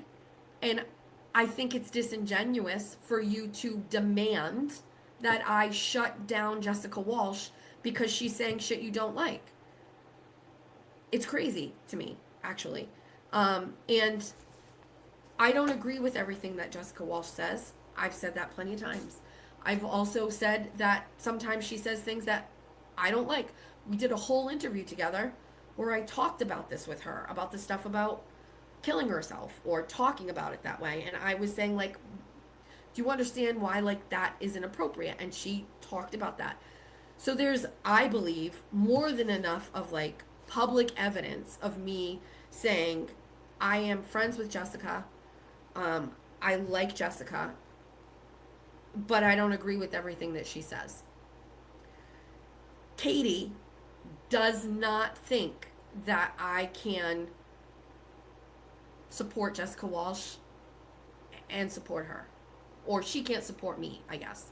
I think that's bullshit. That doesn't even make sense.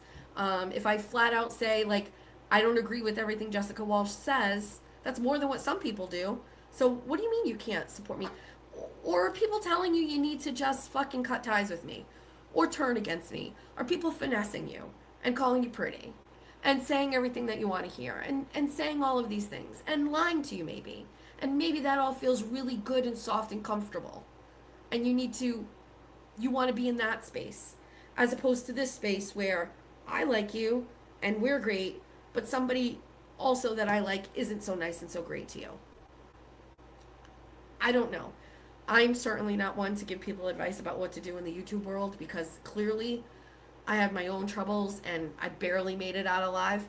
But, you know, it's a really great learning experience. You know, it's hard. Listen, I took a lot of stuff personally. I'm very sensitive. But unfortunately, because it happens so much, I'm like slightly desensitized to it now. So I don't want to say like to Katie, it's going to happen. But if you are going to be out in YouTube, I think it's crazy to think that it's always going to be perfect and rainbows. I mean, but also, can I be honest with you? That's not really who you are. I get like 1,000 text messages from you where you are about the drama. So, I don't know. Does that make sense? Is anyone? I don't know. So, you know, I continue to listen. If Katie had said, I'm starting a channel, and I just think it was done a little weird. I think if you say we're friends and you text me all the time, you failed to say in a text message that you were starting a channel, and that you were doing it the day I left for vacation. You know what I mean? I think,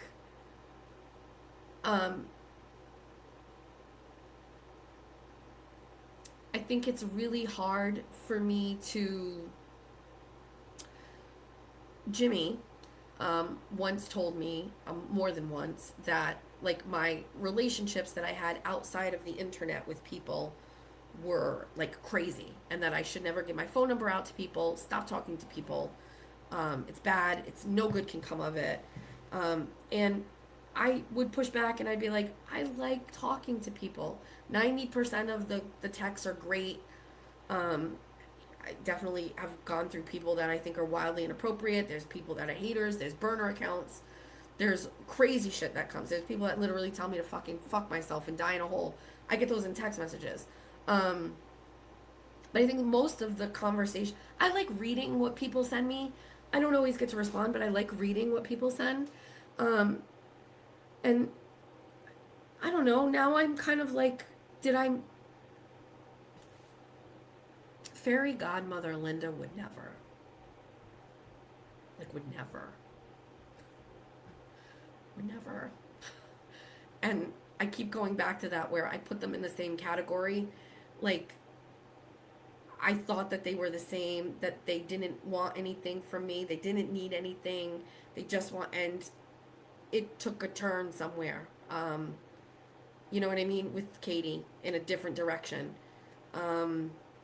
And I used to put them like this together, and then it made me, and I don't know if Linda's here tonight, I don't have my glasses on, but it made me appreciate Linda even more, because of like her, I don't know. I keep saying it to like my team, like I literally be like, Linda would never do this shit, ever. She never like said like, and Linda would never fucking text me and be like, tell Jessica Walsh she's done. Like, it would never happen. So I just look at these two things very, very differently. And I think there's 1,000 different ways this could have gone. I think Katie could have said all of these things to me in a text, like very clear, like I'm doing a channel. Like, I think she deliberately didn't tell me. I think it was evasive for a reason. I think, do you know what I mean? Like, you did it on the day I left. Like, where I wasn't online, I wouldn't be able to, how could I be in the chat? I wasn't paying attention. And I don't know.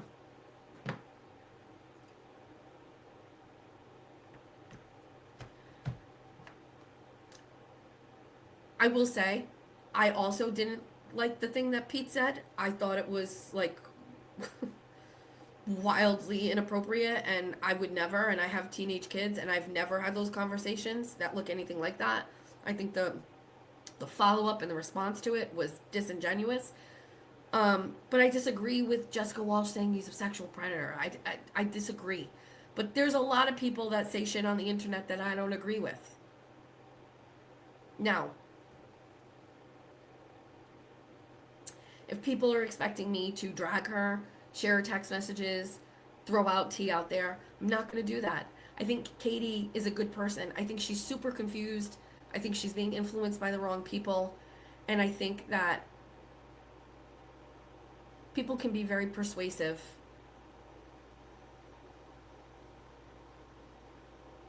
I will say this. The demanding that I stop Jessica Walsh really meant to me that you don't really know me that well, because I don't like being told what to do. With that being said, that's all I have. I actually wish her the best. I think if this is what she wants to do, it's great. Now, in my opinion, I'll leave it at that. I wish her the best. But I just think there's some things here that happened that I just don't know how I feel about them. You know what I mean? So there's that. Which leads me to Jessica Walsh.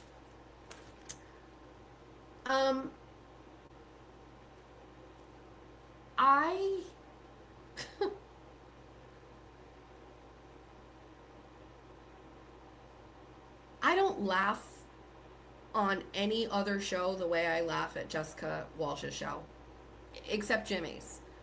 I don't watch Jimmy anymore, but I don't laugh. Let me explain something to you.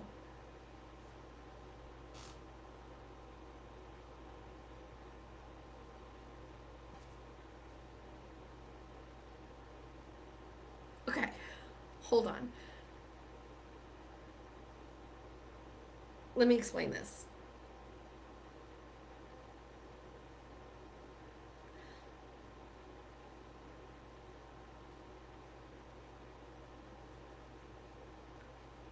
I think, how do I say this? I want to say it in the right way. I want to do it right.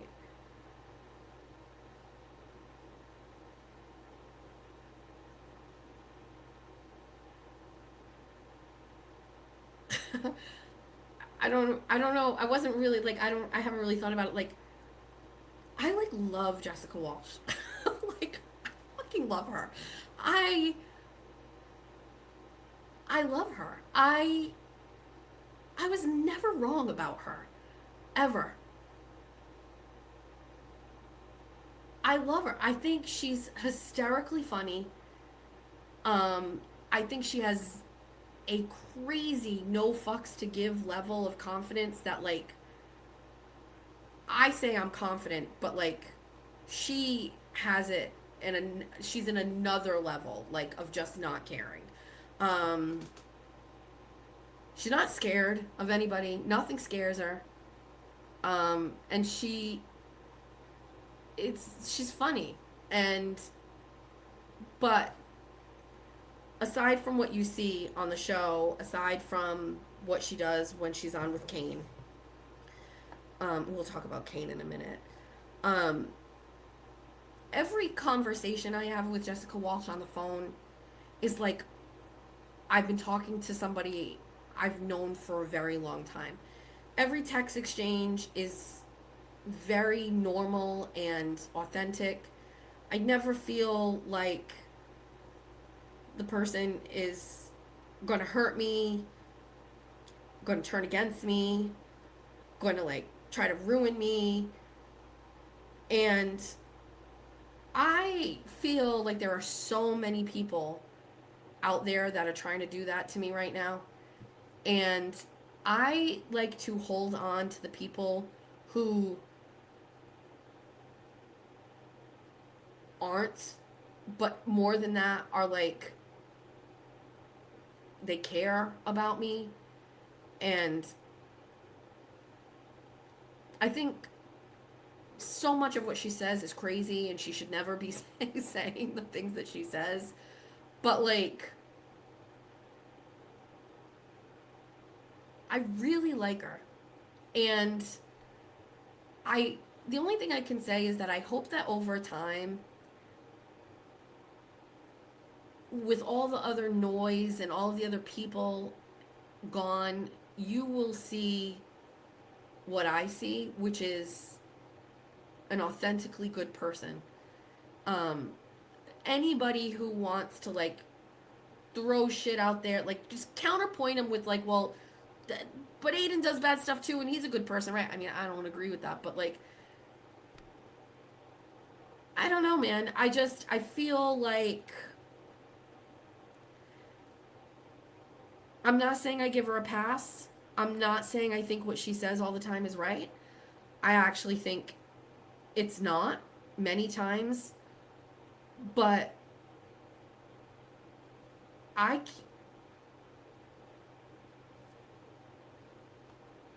don't know how I can't, like, I don't know. She's very protective of me. She's a big cheerleader. Spicy Misty, right? Like, I'm friends with Jessica, like, in real life. And Spicy Misty I talk to a lot more than I did before. But Moons, too. Like, Misty and Moons, and then we have another person. Like, these three women, you know, I say all the time, and Jessica got me through, I think, like, the absolute worst month on the internet, and never made me feel, I don't know, it's just, everybody should have their own people. Everybody should have their own people. If you don't agree with those people, or you don't like those people, that's fine. Go find your own. Go find your own people. Go over there and go do what you want to do, and have your group, have your person, have your team. But leave me and my team alone, right? And it's actually, like I said it to the group chat today, like, I don't even know what I bring to them. Like, I feel like they're all just holding me and protecting me, and it's like, what do I do for you? You know what I mean? Like, I feel like that's why when Moons wanted to do the show for the week, I was like, okay, yes, if I can do that for you, yes. Like, they do more for me than I do for them.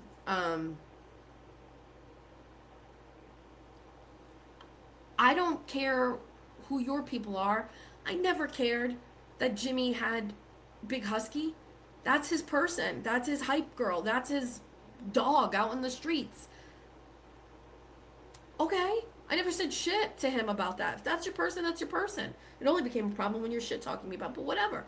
Like, everybody should have their people. Everybody should have their team. Everybody should have their people. Arkansas Bestie literally texted me and she's like, I don't know why you have a team. She understands it now. She's got Abby now, right? You need a team. You need support. You need people to help you get through it. I think I have a wonderful team. I think they're great. I love them. All right, you want to read some super chat? Then we'll take some phone calls. Oh, let's check and see. Arkansas Bestie, check. Spicy Misty, check. Laura Mathias, check. I never really talked about Young Jerks and LTL, so let me get back to that really quickly. And JFK can be put in that category too. And James Jackson, I guess. So these are people that prior to Aiden flipping on me or whatever, didn't like me. And had a ton of shit documented out there in the world saying bad shit about me or whatever. And I hold grudges. And so I'm also not easily finessed by people. So yes, people sent me the clips of Mike saying like, I'm pulling for Jess out here, and you know what I mean, like, good for her, and Brian saying some of those things. That doesn't automatically make me want to just be like, all right guys, let's join forces. Same thing happened when Meredith messaged me right after the exit interview. She was like, I know like you said some bad shit about me and you've done some mean shit to me and vice versa, but like I kind of felt for you listening to the way that he was talking to you, because it's a big reminder of how he talked to me. Still not enough of a vibe for me to just be like, well, let's pack it up and go all over to Team Meredith, right? Again, third dimension, we're over here. However, in a way, I feel like the dust has settled a little bit. And to be honest with you, I never had a beef with Mike. Mike kind of said some shit about me. I've been told that he apologized for that publicly, that he shouldn't have said that I asked him for money to go on his show. I haven't seen the clip, but I've had 2 people on the team say that he said it. And I think that actually makes a difference. I don't ask for apologies. I don't need to see it, but if he publicly stated it to like people, I never had an issue with Mike before. It was only because he said that. So if he kind of corrected that with his audience, I'm grateful that he did that for them. I didn't need it, but his followers deserved to know that that wasn't the truth, right?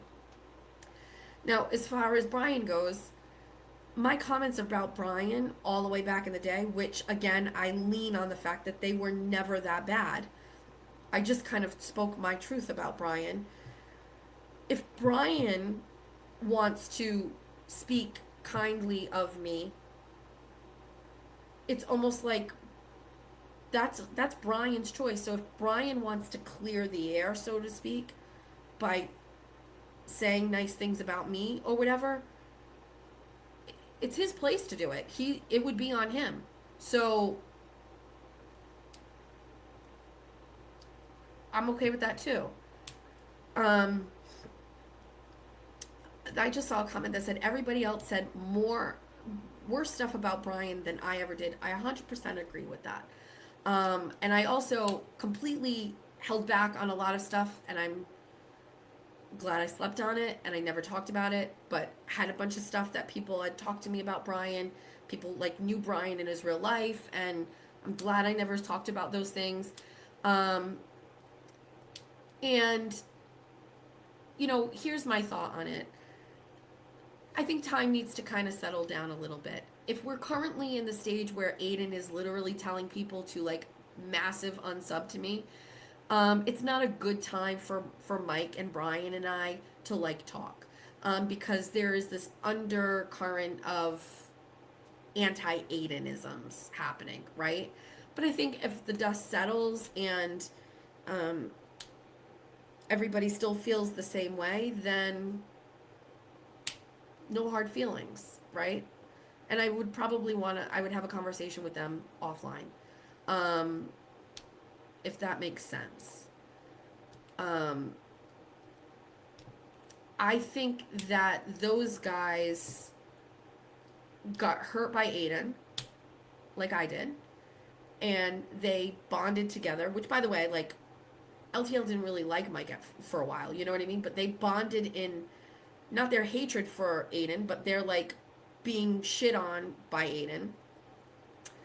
And I think that they, like, I'm glad they had each other, because it's lonely out here, man. So, like, I'm glad. JFK is a little bit different, because JFK and I never had a beef. We never had an issue. I hate to say it, but he, like, would do shows about me, and they'd make fun of me and stuff like that. Like, I didn't really hold it against them. I don't really care. Because I actually don't know why. I never really cared. Now, I know Spicy Misty is trying to say that she has a crush on JFK. I just like to mention that I'm the one that said he was hot first. And I don't appreciate you while I'm away on Cations trying to like move in on that. Spicy Misty.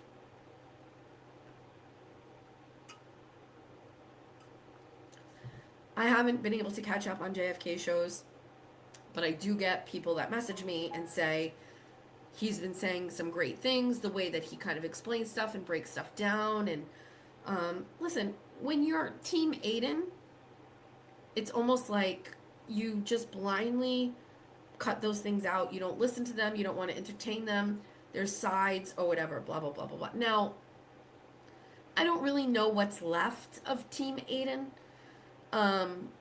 Maybe, I don't really know what's left of Team Aiden. I don't, who's left? I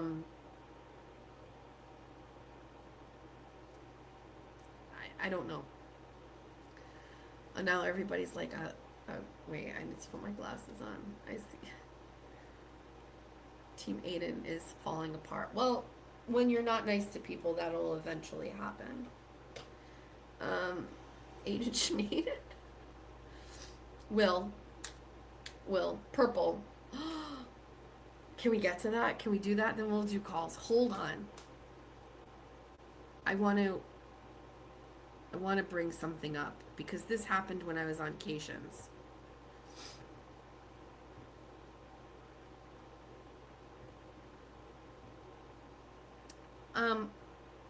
This. Wait. So Paul Seidenzal has been pitching his services with a stolen NASM personal trainer certificate that belongs to a guy named Dimitri. His website and Instagram both claim that he is a 24-year certified personal trainer, yet their certificate he's been flashing is an obvious AI-generated, fake riddled with errors. And according to the official NASM website, the only certification he's ever held with them is CPR, which is currently suspended. I checked this against multiple real NASM certified trainers. Their expired and older PT certs still show up. His don't. Nothing. Just a suspended CPR. This is the same guy who makes a living exposing frauds on his shows while actively committing fraud himself. How do you reconcile that, Paul? And then we have this that has, I'm loving responsibilities with the S at the end. Pre-tearing, this is crazy to me. And then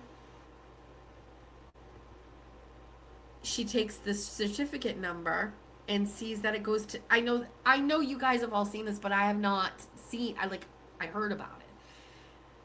And then all he had was this, and it's suspended, and he I have to come over here to the chat. Can somebody explain to me what has happened? How has something happened since this came out? Okay, first of all, nobody's talked about this yet? Okay, here's my question.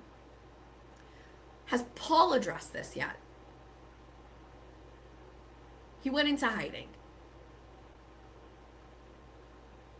Has Aiden addressed this yet?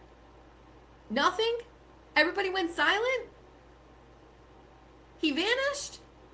Dude, my question is, does Dimitri know?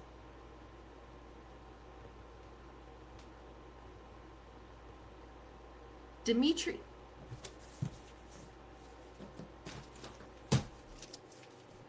DIMITRYGAVRILOV. Did anybody look up Dimitri? Has anybody been an investigative independent journalist while I've been gone? Dimitri knows? Tell me the tea.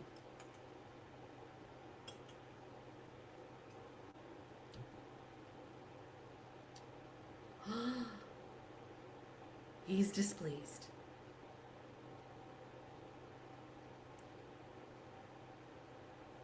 Dimitri's workout plan is absolutely incredible. I gotta give it to Meredith, man. No wonder Aiden kept her around so long, because she's so good.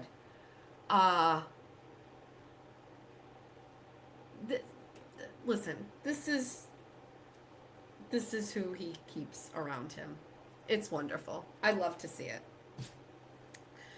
Definitely pick Paul over me.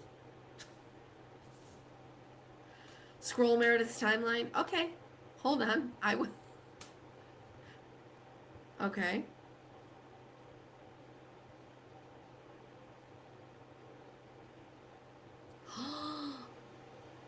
No. He's in Facebook groups? No. Stop.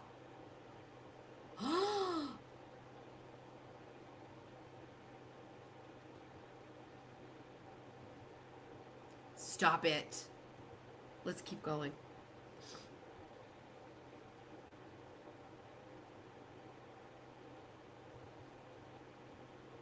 He said he hoped I had to sell my body to make ends meet.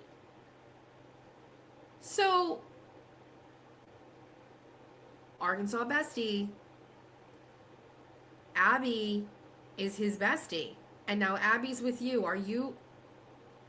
No.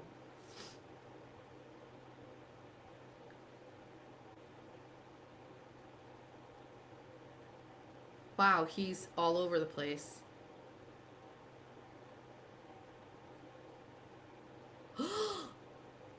It's Dimitri. Stop. Stop everything. Dimitri. Wait.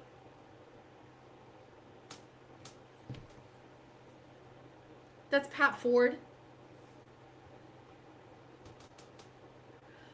Fuck you guys. I thought that...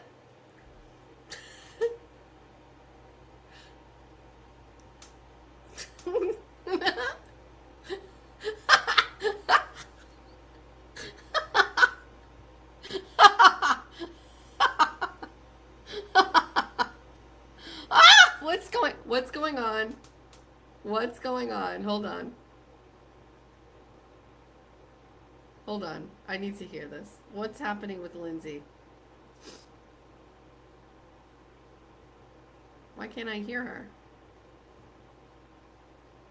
Ugh, I don't. Oh, no. Okay. No. What is this? I can't be on X. Why have I no, why do I have no volume? Ladies by me. I need to be able to, like, she loved doing that. It was like a sense of power. She loved having that, like, you know, that like self-righteous, holier than thou. She'd be like, you need to run your ladies by me. I need to be able to, like, she loved doing that. It was like a sense of power. Like, I'm the queen bee here. Super weird. It's like, bitch, who the fuck sends texts like this to other men when you're married? Oh, Jolene, you're so new to this. Because every single day he would call me about Meredith. Every single solitary day he would call about Meredith. Not every day, but you get it. It was always about Meredith. And Lauren. And it's just, Jolene, it's okay, babe. You just don't know. Does this go on about my husband, though? Not to be, like, too weird old school, but I can't imagine texting another man. Like, I don't give a fuck if another man is drinking or sad. If you're not my husband, be sad. That's good luck. That's your problem. I'm not going to text you and be like, I'm not worried about no dude. Like, what? Yeah, Jolene, the issue with that was because, like, he was, like, involved with all of these, like, potential, like, charges, and she had all of this stuff on him, and so it's not just like a regular friend. It was like he had a lot of shit going on. It's okay. I don't expect you to understand. She doesn't know what's going on here. I got one dude that I'm worried about, okay? a stranger on the internet I've met a couple times at a trial or something. I'm worried about you. You're drinking. Paying this much attention to another straight man who's not your husband is very creepy. To me, that's like really creepy. She loved him. Jolene, I cannot take advice from you about men whatsoever. First of all, it's not creepy. His, oh, I can't even. It's fine, babe. It's all right. I read your blogs. Do we keep going? I don't. How did I get on this?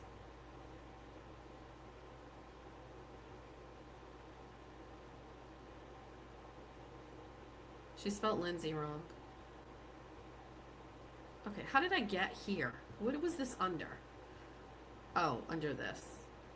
I was told to keep going. Yeah, but this isn't even really Dimitri. This is... We're done. We're done. X is terrible. We don't want to be here. We don't...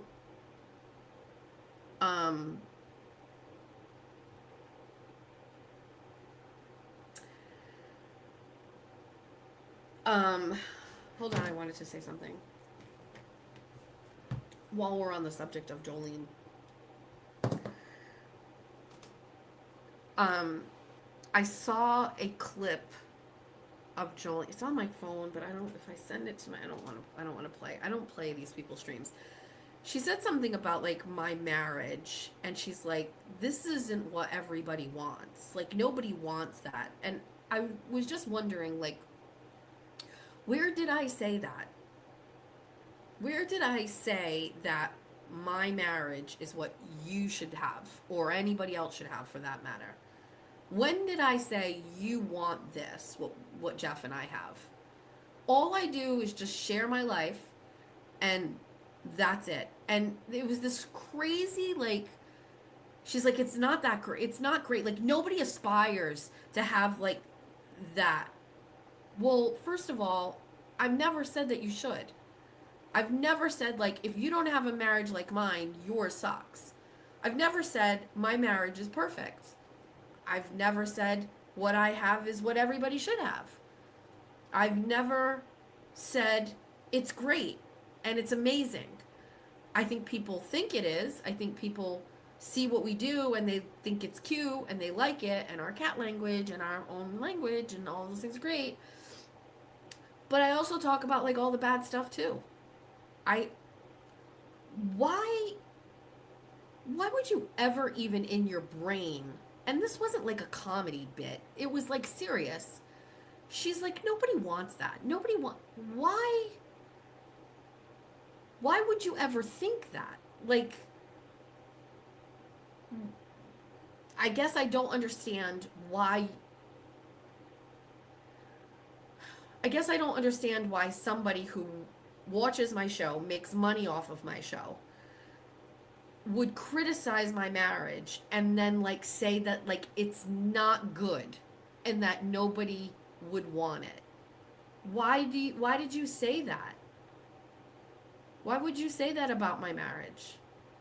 Like, my marriage is like important to me. We almost got divorced.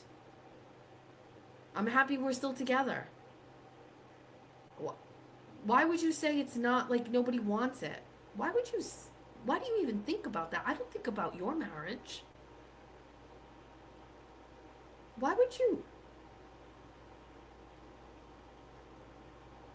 I just don't know what goes through the brain of somebody that streams for 5 hours, like, hate, and like uses the umbrella of like satire and comedy and allegedly to just shit all over me for hours and hours and hours. Could she do a show without doing that? Like, at this point, I don't know. Like, she can't get the views unless she's talking about me. It's so weird. And she's like failing with the Big Brother stuff. And remember, I predicted it. I predicted that if she wasn't going to get the views in Big Brother, that she was going to continue to do what she does with me because it's like a money train for her. And like, I don't know.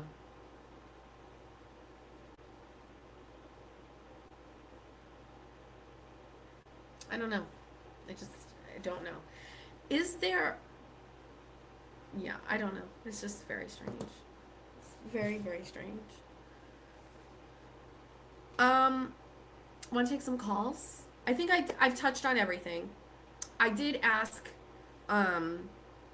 if Moons and Spicy Misty were available in case I needed to bring them up on everything. But I feel like we got to everything. Let's read some of these super chats that are here, and then we're going to open up the phone lines. I'm going to put the phone number on the screen as soon as we're done, and anybody can call. If you want to fight me, it's okay. I'll fight you. Oh my God, who did this? Husky. Thank you. I'm just going to show them and say thank you because there's a lot. Who's Doug?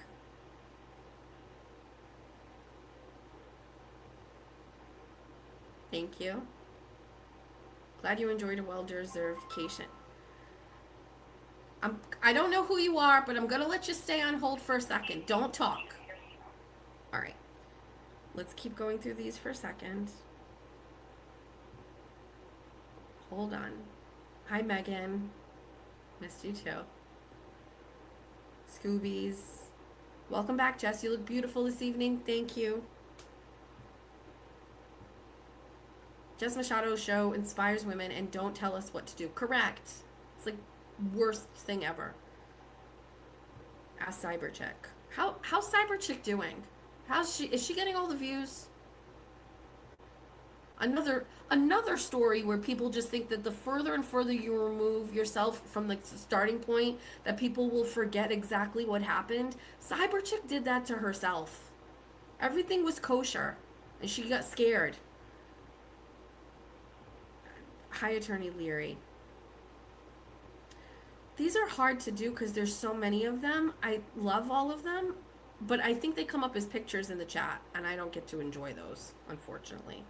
Thank you for all of these. Okay, let's get the phone up to a spot where people can hear you, and then let's do this. Hi, caller, you're live. Go right ahead. Hi, Jess. Hi. Hi, it's Miriam. I can't hear you. Say it again. It's Miriam. Hi, Miriam. How you doing? I'm good. How are you? I'm going to make this short and sweet. Go ahead. Wait a minute. I'm going to take you off speak. Okay, yeah, that's better. Is that better? Yes, thank you. Okay. Hi. I'm going to make it short and sweet. Okay. I'm just going to say you look great. Thank you. Things seem to be going your way, which is nice to see. Yes. And that Spicy Misty is my spirit animal. Wait, are you Okay. like twins with her? We just have a lot of the same feelings about things. Legal vices and stuff. Oh, okay. Yeah. So, she's seen a lot of what I've seen. Mm. Okay. You know what I mean? So, I appreciate that there's like an outside like kind of perspective and viewpoint. You know what I mean? Like she says sometimes a lot of things that I wouldn't see it that way. And like I said earlier, like a couple times she's been really right on the money and I was wrong. right. She's explained it to you a lot better than I could have. She's got a way about her for sure. So I just wanted to say that and to say, I mean, I've sent you messages before, trying to tell you about anything. And it was hard for me to explain the things. And I think Spicy Misty has been spot on with what she's been telling you. So The thing is, like, there's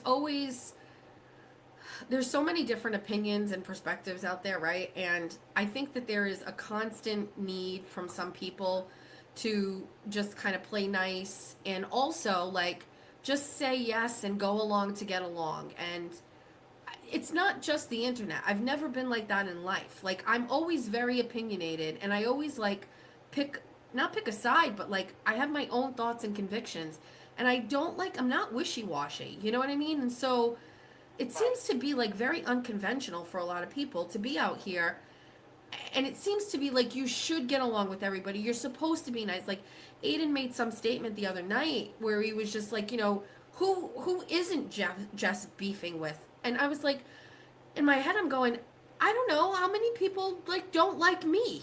You know what I mean? Like I didn't have an issue with Aiden. I didn't have an issue with Cyberchick. I didn't have an issue with Jimmy. These are people that don't like me. What do you want me to do about that? I'm just being myself. And Cyberchick just has a way of like kind of looking at it all that I think is like, I don't know, it's very refreshing to me. I lost you, honey. Oh, you still there? Yes, I am. I'm sorry. That's okay, gotcha. I just, I just wanted to say that, and hello? Yes, I can hear you. And to, keep listening to Spicy. She knows what she's talking about. You know what I mean? So. I will. Thank you, Miriam.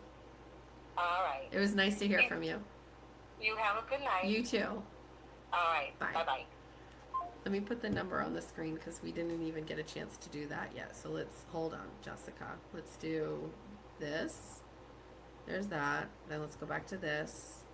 Let's remove that. Oh, this is blue even. I didn't even realize we're blue. Hold on, let me just get.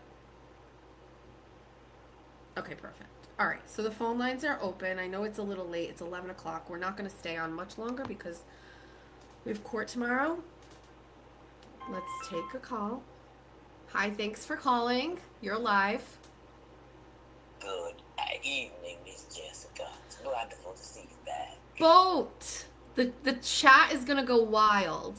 I'm so happy that you're back. Let me tell you a couple of things. Okay, go. Yes. Okay. First of all, very glad you had a nice kid show. Thank you. And I'm very glad that you and Jeff spent plenty of time in the bed. That's what a nice, proper, We nice did. young newlywed couple like you should do. I'm glad you don't have a tan because that means you have more fun inside the room. Sure. Yes.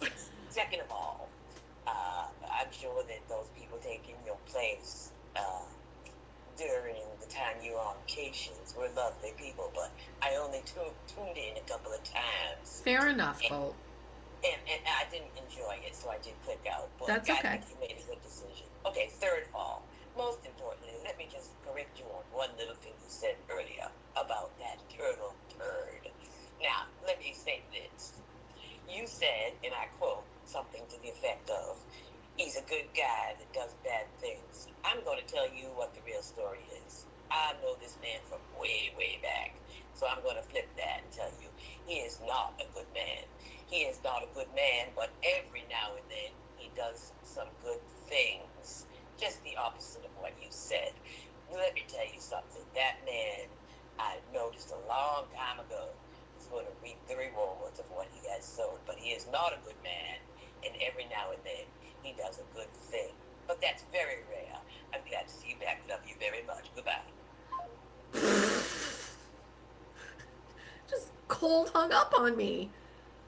That's a very interesting perspective from Boat, which is he's a bad person who occasionally does good things, as opposed to me saying Aiden is a good person who does bad things. Boat is coming in, and so I don't know who Boat is, but if you guys recall, one time I asked Boat who they were, and they seem to know me from the political world in Massachusetts, politics world. So I don't think it's Spicy Misty. I don't think it's anybody we know. I think it's somebody who has known me from like radio days, so to speak. It's nobody we know. It's not Pat Ford. It's not Jimmy. His name is Leroy, technically. Exactly. Right. It's definitely not Spicy Misty. Interesting take. I also was sent a clip or a timestamp, and I went, and Aiden's like, I'm always team Kayla Churchill, political, like, to try to, like, ruffle my, like, these people they don't matter to me, Aiden.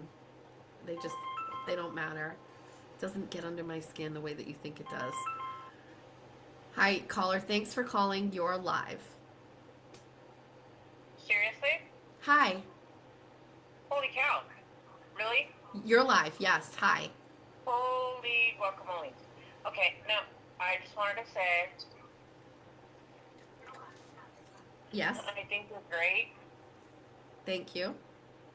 I think you have good reasoning. Right? I think that everything you've said tonight has made so much sense to me. Okay, good. I don't think that people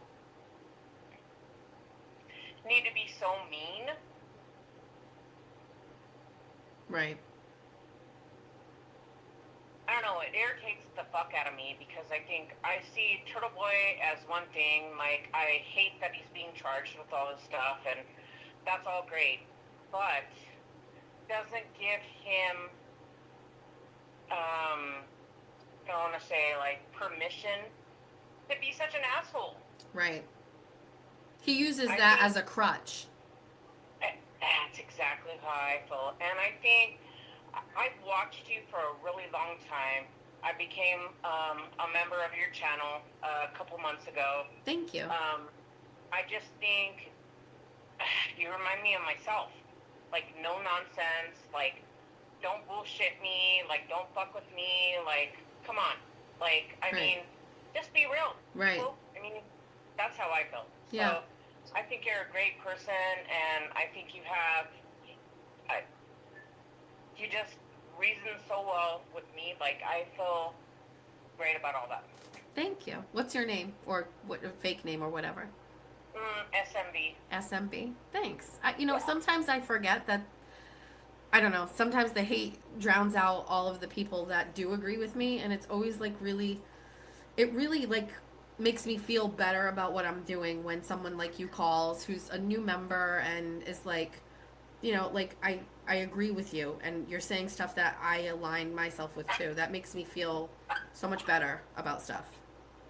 Yeah, I just think that people are so critical. It's like we're just human beings, right? And Yeah. we view things from a certain way, and like we get emotional and we get mad and all that stuff. But I don't think it's that big of a fucking deal. Like, Yeah. I think all this shit that's going out on there on YouTube is like ridiculous to me. Yeah. Like, oh, I'm better than her, or I'm better than him, or that's stupid. To me. I mean, It's- listen, I'm guilty of that stuff, and I think the past month and a Of half course. has made me like, listen, I'm still in a transition here. We're not quite like out of the woods yet. We're still in defense mode. We're still counterpointing some things, but Yeah. I definitely when I thought of like the third dimension, or somebody said the third dimension, and I adopted that as like a third space where it's like we're over here. I think genuinely like the majority of my followers want to be in the drama. They want to know a lot about it. They want to give their 2 cents. But I think we're all like really good people. You know what I mean? And like, unfortunately, there are people here. There is no prerequisite to like joining this universe. Like, you can be a really fucked up person and be here and have a channel. No, but And here's my thought on it though. Yeah. I really don't look at you as fucked up or judgmental or anything else. I think you have your own opinion, just like I do mine, yep, and there's nothing wrong with that. right, And so fucking sue me if Right. you disagree with me. I just think that everybody's so fucking judgmental. Like, I'm better than that person, or I think better than that person, or yeah, I just think it's ridiculous to me. I mean, you have the right to feel how you want to feel. I've enjoyed your coverage inside of the court with your tweets and stuff like that from the trial. thank you, I've appreciated that, and I think that people judging that is fucked up. yeah, Because I think the more people that cover it, the better, because we have to be educated, right? We're women. yeah, We need to be fucking educated about it. And I think all the stupid shit that's going on, and then, you smell and the blah, that's fucking crap. Yeah. I just think it's bullshit, and Yeah. I think good on you. Good on you that you're covering that. You're getting up early. You're going to the courtroom, and I appreciate it. That's all. I'm from like New Mexico. Okay. So, like, I'm nowhere near your Right. state, right? Right. But I appreciate all your coverage, and I've appreciated your realness from the beginning. And so, thank you for taking my call. I appreciate it. It was nice talking to you, Bestie. Thank you for this. Yeah. Bye. Thank you. I appreciate it. Okay. Bye-bye. Bye. She was so great. That was very nice. I saw the chat. Somebody wanted to say something. I said I was going to say something about Kane. So, I have a love-hate relationship with Kane. Caca, caca. I have an ad read. I have to say, your ad read is one of the funniest things I've ever heard. I have a new one. Okay, perfect. Okay, ready? Yes. All right, listen up, you beautiful repressed disasters. Are you still out here pretending the gym is just for gains and discipline? Well, your search history is 90% thirst traps and, quote, is it gay if, end quote, threads? Tired of looking at your soft, confused body in the mirror and hearing it whisper, be so for real right now? Then stop living in the shadows and get saved by the one and only platform. Dimitri, Perpad, NASM certified personal trainer, double DILF, and for legal reasons, not a scammer. This man didn't just get certified, he got activated. He will take one look at your current situation, sigh the deepest sigh a trainer has ever sighed, and build you a fully customized, hyper-specific, zero heterosexual energy training and nutrition program that will rewire your entire existence. We're talking workouts that somehow make every movement feel like a subtle invitation. Nutrition plans that prioritize solid food for reasons. Progression that just takes you from maybe I'm just curious to I own every mirror in a 3-mile radius and the men won't stop texting. His clients are out here transforming. One went from elbow deep in denial to painting the entire town white in a month. Another got rescued from the figurative Denny's dumpster of mediocrity and is now thriving so hard the algorithm itself is blushing. I've heard whispers of thrift store cardio so elite they can smell a good deal and a good time from across the party. You want the main character arc? You want to finally stop swinging at the wrong pitch? You want a trainer who will look at you dead in the eyes and say, I got you. And also, we're fixing that posture so you stop looking like you're apologizing for existing. Then slide into those DMs right now. Tell them you saw the long gay ad and you're ready to be saved. Custom workouts, custom macros, maximum results, possible spiritual awakening, possible identity crisis. The fun kind. The program is flexible, just like you're about to be. NASM certified, not a scammer. Currently accepting Paul's clients and mild emotional damage that leads to growth. Hashtag be gay today or stay soft forever. Be gay today or stay soft forever? Yep. Anyways, great show. Take the next call. Love So you. good. It's so good.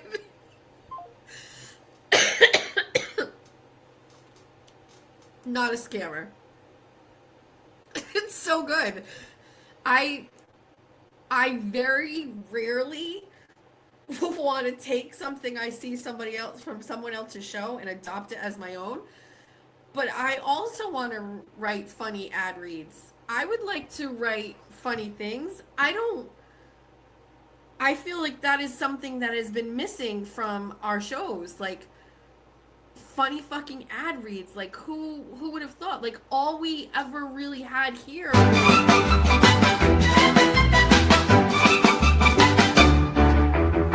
Who can send a text message full of hot demands?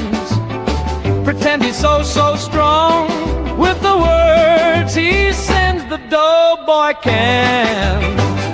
The doughboy can.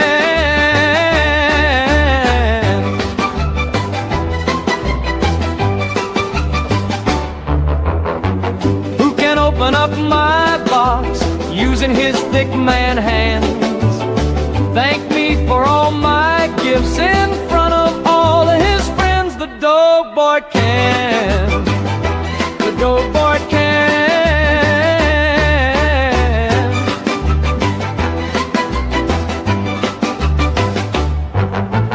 Who can play pretend online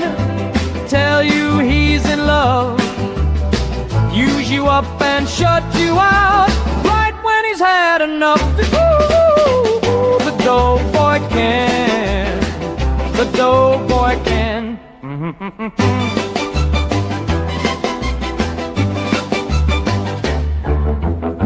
Apologize to him because that's just what he needs. Bow at his feet and beg, no fleshlights please. Who can tell a lie and then a couple more? Paddle his way into your heart. You're just a crazy whore. The doughboy can. If the doughboy can.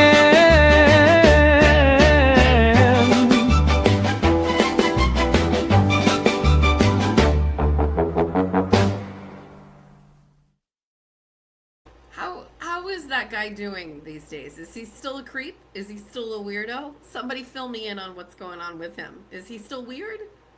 Is he still out here walking amongst the regular people, hiding in real time? How's he doing? Is he all right? Everything okay with him?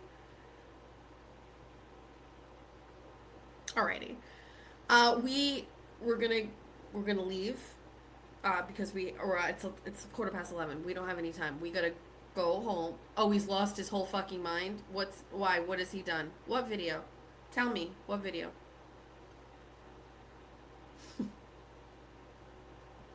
Somebody just said even creepier. We'll take one last call. I don't know if we can. Hold on. I can't take a call. I'm sorry, bestie. We're done for the night. He is crashing out over Aiden and JFK. Perfect. He's very upset with Aiden. We broke Baker. Baker is broken. Washing his hands of TB because of JFK. Watch JFK from Friday night. What did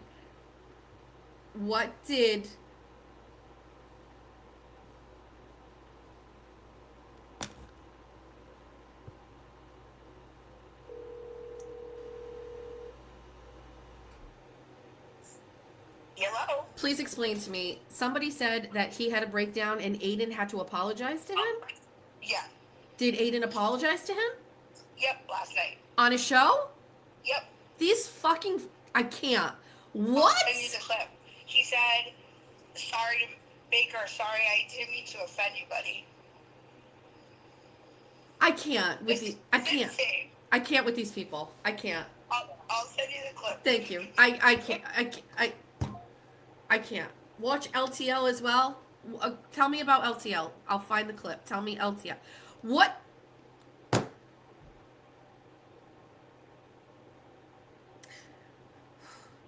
Okay. So Baker, I heard this. I saw this, but I wasn't sure. I wasn't sure if this is true. I wasn't sure if it's...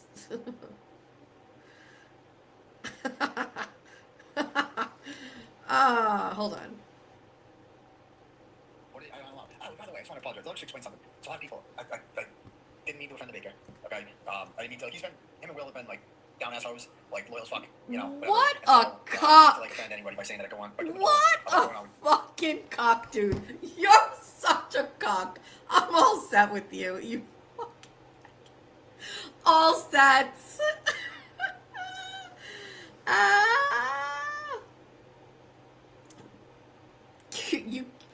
You can't possibly let Baker be mad at you when you put it all out on the line with me.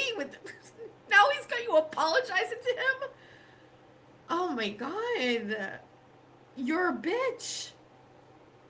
Will PDF files.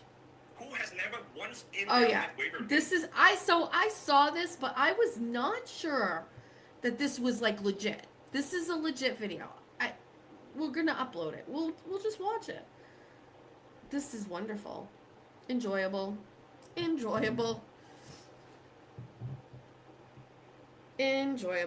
Hold on.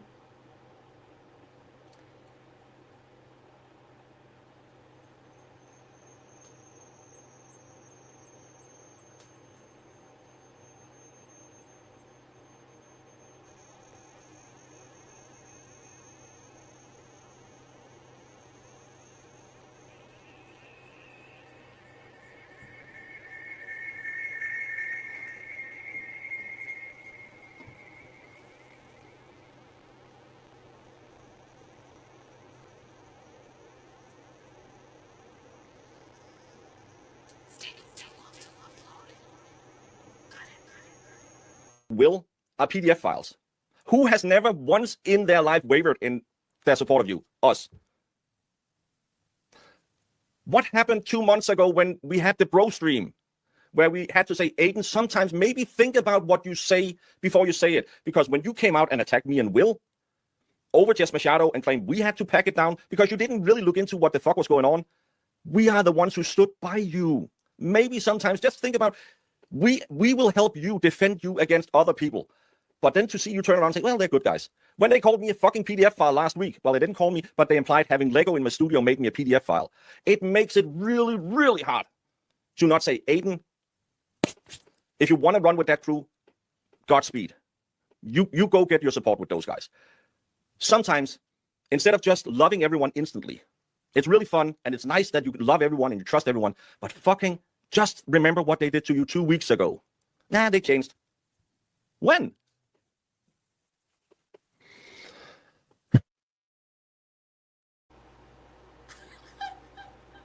Will are PDF files.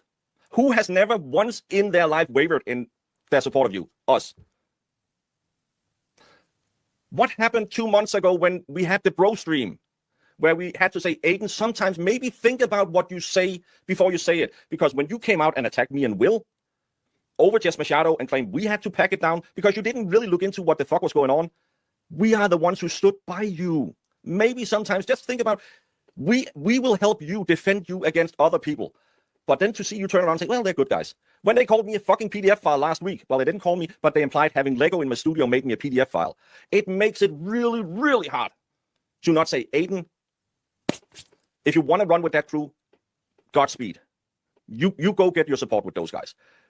Sometimes, instead of just loving everyone instantly, it's really fun and it's nice that you love everyone and you trust everyone, but fucking just remember what they did to you 2 weeks ago. Nah, they changed. When?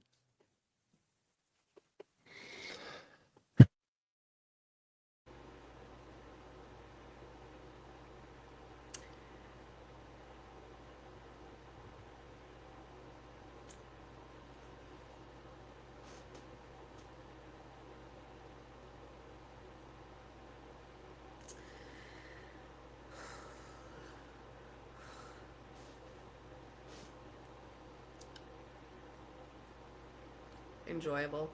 On every fucking level. Enjoyable. The crash out, the eyes, the subtle threat, the crash out, the upset about the name calling, the wash, the hat. Best back from Cations gift I could ever fucking receive. And then Aiden saying he's sorry to him. Cuck. I can't believe a short, fat man from fucking another country has this much control over any of you people. I can't fucking believe it. I mean, he had J7 hypnotized. Not me. I didn't buy into that. And none of you did either. I know all of you were like, what were you thinking, Jessica Walsh? None of us. This group, the third dimension, we were like, abso-fucking-lutely not. That is not peak masculinity. And now Aiden apologize. You got to apologize now.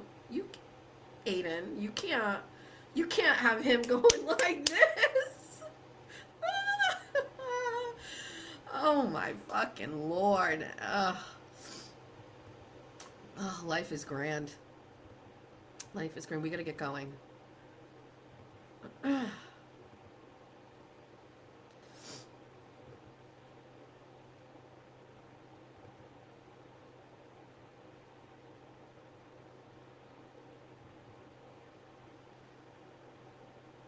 Absolutely not. No. What's going on here? Is that guy on TV? Is he famous? Why is it all everybody's too? What's happened since I've been gone?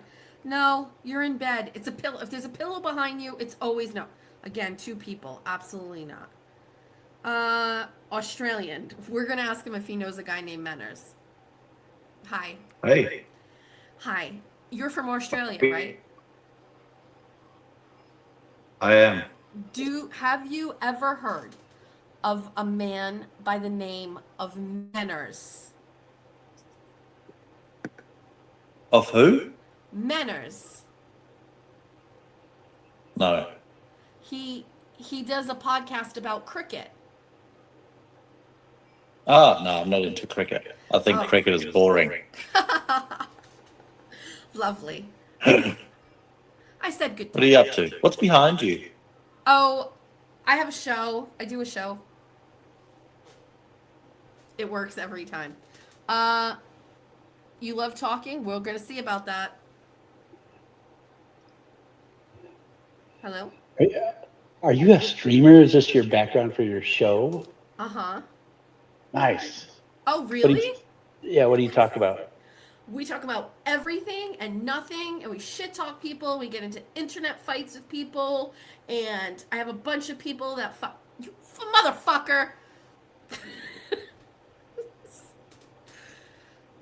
Not for fun, only conversation? No.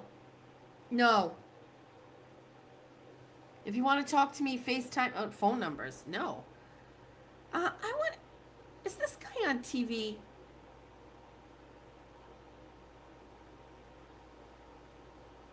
You're not the guy in that picture. You're a fraud. You fraud. Yes. You are a fraud. You lied. No, you lied. No. Yikes. Have you ever heard of... Do you know a personal trainer named Paul? Oh, shit. What, that guy looks... Absolutely not. That looks... Guys, that looks like Jesus. No. This kid's a kid. What the fuck? Absolutely not. Get off the internet. Where are your parents? No. Nobody looks approachables. Bed, pillow. Every time. No. Tunisia? Turkey? I need something.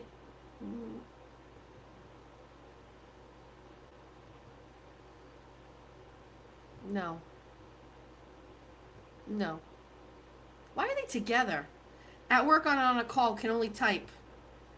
Anyone down to be told what to do? Shit, we missed that one. What the fuck?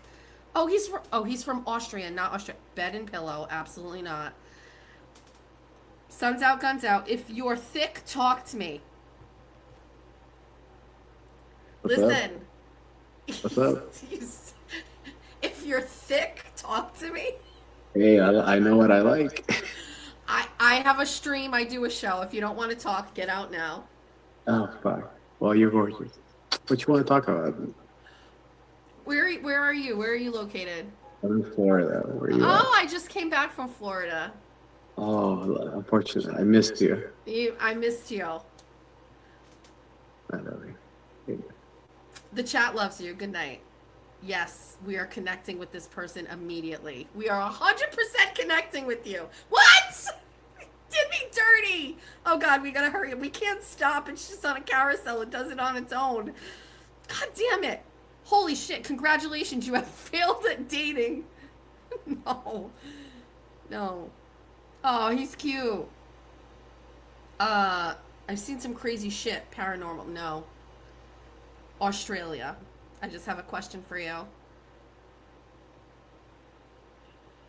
Hi. What's happening? Have you ever heard of a cricket podcaster by the name of Menners? Nope.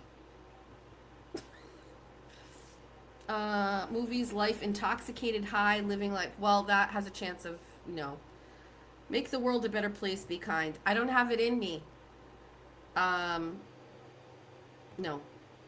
What's everybody with their muscles out today? Why is everybody with their muscles skipping this? Grease. No. No. Bed and pillow. Every time. Aw, cute. But no. No. Bed. Pillow. This guy seems too normal to be on there. There's problems. No. No. No. Holy shit. How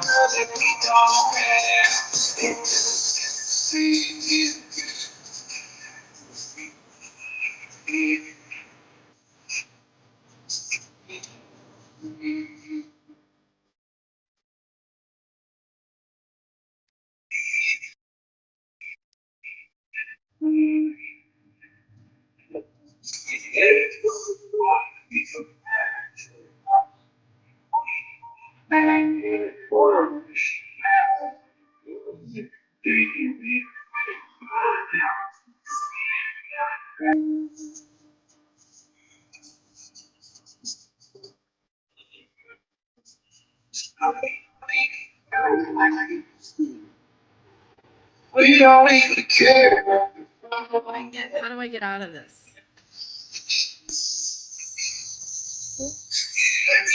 How do I get out of him? Oh no! I was so paranoid about copyright. I just, I don't know how to hang up. They usually hang up on me. I can't. Guys, what is his name? The chat will know. What's his name? What is his name? I don't even know how to mute. I don't even know.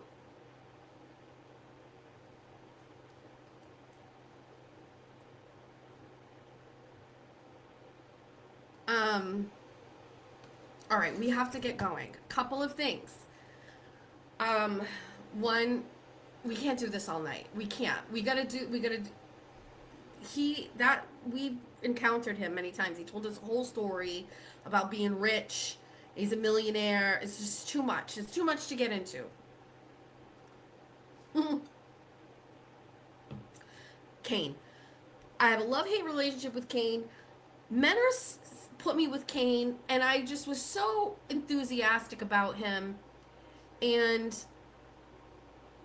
I have a crazy issue with loyalty, and I didn't feel like Kane was loyal because he was like sharing somebody's tweets about me, and and then he critiqued my show, and it was like, why? Like, why not just message me? So anyway, and then we gave him a funeral, and we just got rid of him. We just did a funeral with TT. It was iconic. It was everything, and we buried him, and we put him aside. No hard feelings. He loved it. He thought it was funny. It was great. Then somehow Jessica Walsh ended up scooping him up, and she's, because again, strays, she just takes a stray, and she puts Kane on the show. And to be quite honest with you, I think it works. It works, I think. Doesn't it work? I think it works. I think everybody agrees that it kind of works. They get along. They're funny. I like when they are like not arguing with each other, but like I don't know. The dynamic works. The relationship works. I think that there is like a subtle undertone of caring there, and I really like it. However, people are getting in my ear and they're saying that Kane doesn't like me. And I'm watching him sometimes, and I don't know if he does. So because of that, Jay Walsh, I'm gonna have to ask you to put a stop to Kane immediately. I can't even joke about it. Just shut him down. Shut him down. I can't take calls. We're getting off the phone. I can't take calls. Can't take calls. I think shut it down.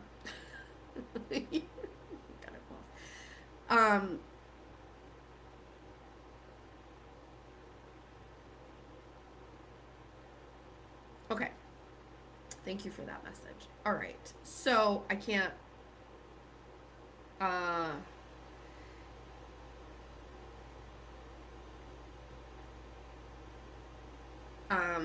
so a couple things. One, we're gonna go to court tomorrow.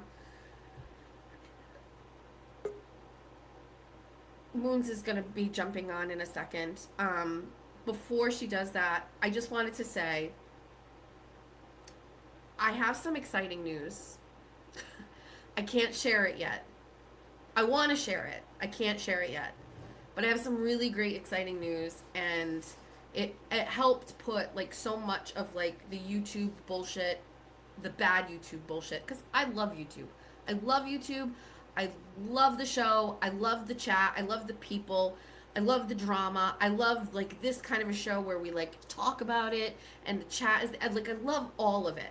I really don't like the piling on, the attacking, and the lying, right? So like I just did a whole 3.5 hours and I didn't lie about anybody. I didn't lie about anything. I didn't make up a lie. I didn't say anything. When people use their platforms and they lie, I have a problem with that because it's very hard to, you can't put the toothpaste back inside the tube. It comes out and people say it and then they go with it. And there's also like this whole undercurrent of like, you can't take any action against these people, right? You can't do anything. J7 is not pregnant. Yeah, no, absolutely. I'm going to be a godmother. So there's just some really bad parts of YouTube, and I've learned a lot over the past couple months, but recent good things that have happened, like really good things that involve my career and the work that I've done are happening or happened, and I think it helps put things in perspective. It makes me realize, like, okay, don't sweat these small things. Jolene wants to stream you tonight because Jolene can't get content. But Jolene could never do the stuff I do. She would never get the calls I have or do the things I do. And so it helps me put everything in perspective. So I hope that I can share things with you soon. I can't do it yet. We have to wait. And I am sure you won't let me forget, and I won't forget. So I'm excited to tell you all about it. This week we're going to be in court. We'll be there tomorrow. It's my first day back in a week. I have not watched the trial at all. I was away. I haven't caught up on it. I don't know what's happening, but we're just going to go back in and we're going to keep doing what we did before. So that's that. Moons is here. I'm going to add her to the stage. Hi. What's going on over here? My skin? Little sexiness going on over here. Wow. It was a special occasion. Oh, why is Freddie Lynn in the chat? Okay, got it. Yes, he is in the chat. Hi. J7 told me to do it. Oh, well, we all listen to J7. She speaks for us. We work for her. Yeah. She said, let the girls go. Hi. Great show earlier, by the way. I was listening when I was getting ready. Thanks. I just wanted to come up and thank you for the opportunity you gave me. I greatly appreciate it. I had a lot of fun. I think earlier you might have gotten a little carried away with revealing the identities of your team, just a little bit, but that's okay. What? I just wanted to Did I say a name I wasn't supposed to say? No. It's obviously it's you. I have never revealed that. Oh, really? Yeah. And I've never revealed that either? Just Spicy Misty. Moons is also part of my team.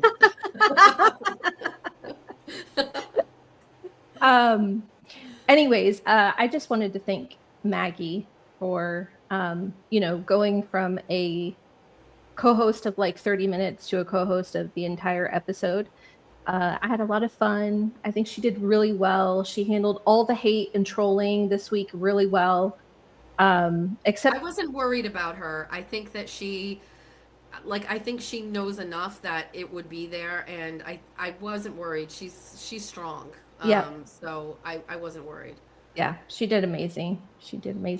We triggered Kane a little bit on Friday because she came on to do her mini recap of the day before of the trial.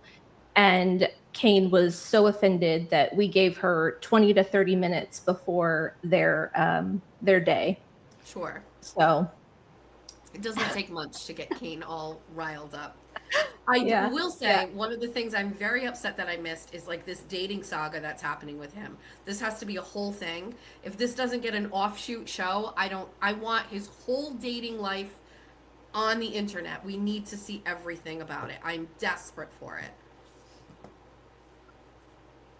I can't hear you.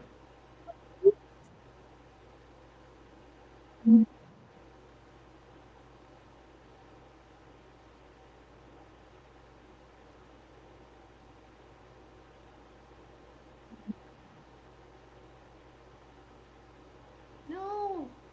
Can you guys hear me and just not her? Or can you not hear both of us?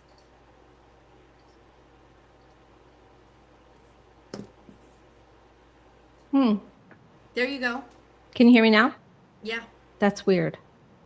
You're back. He talked about his ex-girlfriend. She came over something with the kids, and Okay. he got very emotional. Oh. So, yeah. I mean, I don't know what went wrong there. You know what I mean? Like, I don't know. I don't know. Well, I did say I think it's too soon for him to be dating. I don't think he's quite over that yet. And that's what he was talking about. Yeah.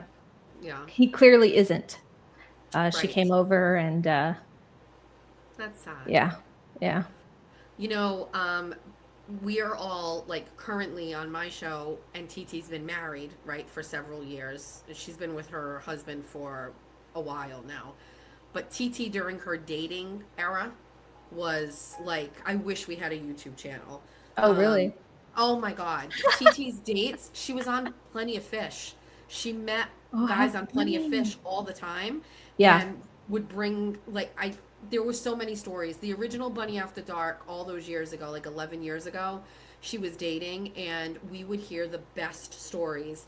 Like one time she like brought a guy back to her house, and like he had on like satin panties, and she didn't know until they got home, like to her house. It was my crazy. gosh. So I don't know if I want to live vicariously through Kane and his like dating saga, but like I feel like it has the potential to be like equally as entertaining as TT. Yeah, for sure. Well, I don't want to take up too much of your time. I know you're ready to get off, but just wanted to say like thank you for what you did. Like, you know, I know like a lot of people were giving you shit too, and whatever. I don't know, like, you don't do streams for 3 hours all the time, you know what I mean? So doing that every day, back to back to back, as long as you could those days, I think is really, it's hard for a lot of people that don't get it until they do it, you know what I mean? Yeah. Held it on. It was never dead air. It was, I mean, I don't know, I didn't watch it all, but I like, you know, for me, like I said in the beginning, like people don't understand, but having nothing for 5 days, you know, it's hard to kind of get things back in the swing of it. And by you coming in and filling in those days, it made it easier for me to start coming back. And so I'm so thankful for that. And I'm really, really happy that you did it. I'm excited for your new show. I know there was a rebranding of it while I was gone as well. So what's the official channel title? The Mooney Bin. Okay. Do you have a schedule, or what is your schedule? Not as of right now. No, not as of right now, but we'll figure it out. Yeah, we'll figure it out. Is it just you exclusively, or do you have co-hosting? Just me. Just alone. Yep. Did you have any comments about the things I said earlier tonight in regards to Jill? No comments. I mean, you're pretty spot on. I did listen to maybe about 30 to 45 minutes of the Ray for Dallas interview. There was a lot of, you know, just lies, half truths, lapse of memory, you know, and it's kind of convenient, I think, for the lapse of memory to be the phone calls, you know, so that no one can prove. Right. Exactly. Yeah. So I think, you know, I watched a part of Ray's there, and then he had another person on his show today. I forgot her name again. Is it? Boston Amy. So, you know, on both shows, and I haven't watched a lot of his, but I recognize that he kind of like makes an attempt to like ask questions and authenticate stuff, you know what I mean? Like, right. And I see like there are moments of that, but he has no real way of like authenticating what they say. So right. he asked Ocean's a couple questions, and she like says stuff, and he has no way to say yes or that's Right. true. You know what I mean? And like, but he's trying, you know. And then like with the Amy thing, you know, he did the same thing today with her. I didn't catch the whole thing, and he's like, you know, let me ask you a question before, you know, you started saying this stuff about Jess. Had she said no? Had it was like basically, did Jess shit talk you before you started talking stuff? And she was like, yeah. That's not true. You know, like he didn't have any way to authenticate it. So I appreciate that he like kind of tries and makes a go at it, but Right. taking Jill's word at face value and then Amy's at face value is kind of Right. like Spicy Misty's like all about receipts, but like that Mhm. I forgot about that until we were talking. You mentioned Ray for Dallas, but this lady, Boston Amy, I didn't know who she was. And when I saw she was on Ray for Dallas and my name was in the title, I messaged the chat and I was like, do I know her? Why is she going at me? And Right. I forgot that there was a day she was doing a stream and it was all about me. And I jumped into the comment section and I don't remember Ah, exactly what I said, but it okay. was about me. I didn't know who she was. I commented in the comment section, but again, like you can't rewrite history. Like it started with you doing a stream about me and I Right. responded to You that. So, responded. Yep. but Ray doesn't, you know, how does he authenticate it? So Right. I'm Right. not sure. So unfortunately, do you feel like, are you going to address any of the things that she said on your show? Yeah, that's my Okay. plan. Yeah. Yeah. Whenever Spicy Misty concludes with her marathon. She's so I couldn't even believe it, but like I tuned in, I turned on my phone and I see somebody's there, right? And I don't know, and I'm like, is that what? How did this even happen? She's got a lot to say. She should just start her own channel. She Yep. has too much to say. People are Yep. gonna listen to her. I agree. She's got the bug, is what I Yes. want to know. How does she just have the bug now? Like she's been in the YouTube world for a long time. She's Yep. always been in the chat. She's been supporting, but why now Yep. does she want to? That's a great question. I'd love to know because she definitely was very nervous. I think I had to like talk her off the ledge a couple of times. Like it's gonna be okay. They can't jump through the screen and attack you. Right.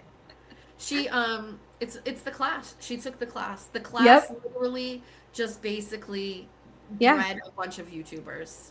Yes. And the more you get up here and do it, the more it becomes fun and it's more comfortable. So Well, we are going to start a JESS Machado network. That's it. Let's do Jessica it. Walsh told me it had to be done.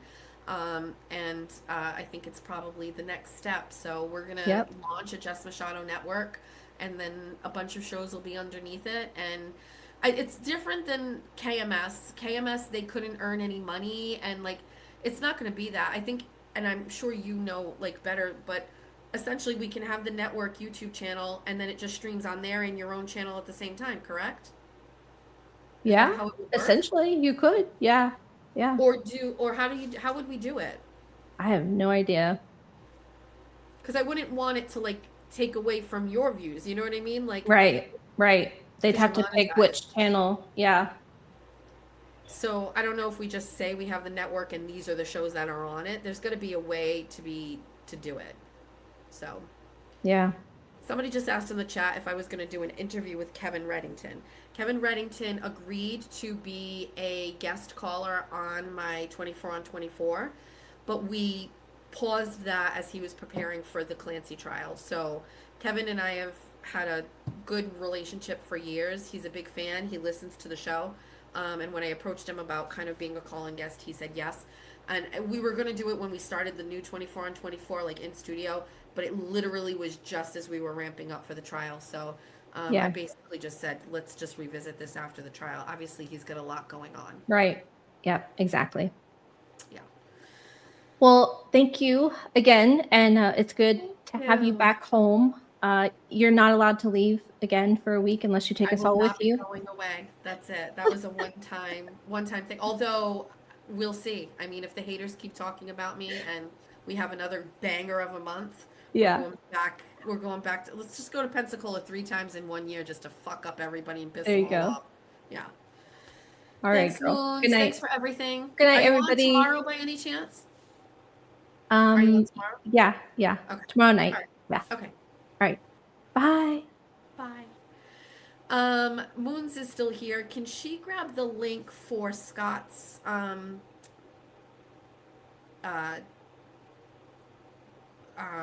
Baxter Fund for me, please? What do you think about the TikTokers thinking Patrick Clancy has more to do with this? I will address this. Both Jack and Georgia now have TikTok, and they weren't allowed to have it for years. Both of them have approached me separately and saying that their TikTok is flooded with Patrick Clancy being responsible for the deaths of these kids. Both of them came to me separately. Both of them told me all about it. And they said their TikTok, it was almost like at the same time it hit their algorithms. And it might have been Moons or Misty or somebody else, but they were like, Jess, you've got to get on TikTok. Kevin Reddington is kind of blowing up, and you're missing an opportunity to get your name out there. I hate TikTok. I don't like it. I don't like the app, spies, all of those things. But yeah, it hit the kids' algorithm, and it's been all they can talk about. And they've been asking me tons of questions like, is this true? Did he do it? Like, they said there's no DNA on her DNA on stuff. It's like TikTok is crazy with this right now. Yeah, I'm not a TikTok fan. When I worked for Howie Carr, I set up, we can't do it tonight, but I set up a TikTok account as if I was a 13-year-old female from Massachusetts with like a fake email. And this is pretty crazy, and we'll do it again. And we gotta go. It's already 12 o'clock. We have court tomorrow, so we're gonna do this. We're gonna bed, get up. I have all my clothes ready for tomorrow. I have my court bag ready for tomorrow. We're ready to go. So I set up a TikTok as if I was a 13-year-old. I used a fake email address, and I just started a TikTok on my laptop, not on my phone. And as soon as I started the TikTok, you don't have a timeline. You don't follow anybody.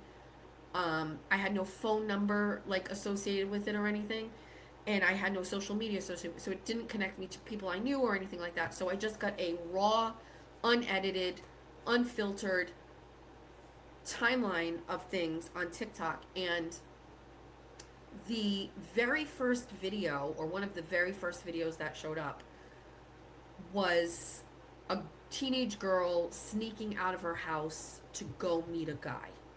The second video was like of a teenage girl being promiscuous with a guy on a bus or a train or something. And the whole thing was of the most inappropriate sexual shit I have ever seen. That was what, if you were a 13-year-old and you had no connections, no friends, that is what you were getting in your algorithm as a 13-year-old female in Massachusetts. And I was like, this is fucking nuts. It is nuts. So that, combined with the fact that, like, I just feel it's a spying apparatus, I'm all set. I've always had, like, these theories, and I don't want to get too political, but, like, China has, like, warfare on the United States, that terrible shit China sends out to kids, correct. China has, like, a really crazy way of impacting the lives of Americans in not so subtle ways, but in not, like, regular ways. Like,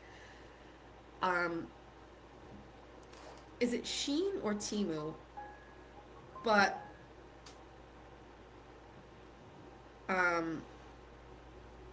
Shein or Temu, they don't sell. Where is Temu from? Hold on, let me find this out.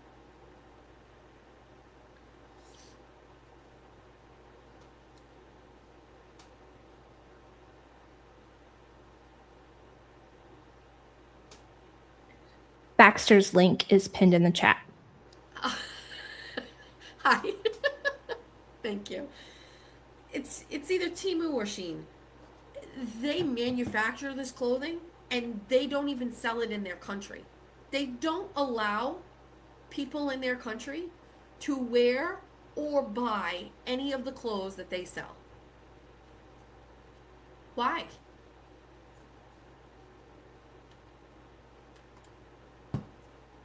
Because it's filled with metals? It's crazy. It's crazy. Anyway. I do want to give a particular shout out, and I normally wouldn't do it, but there is a guy, his name is Jay.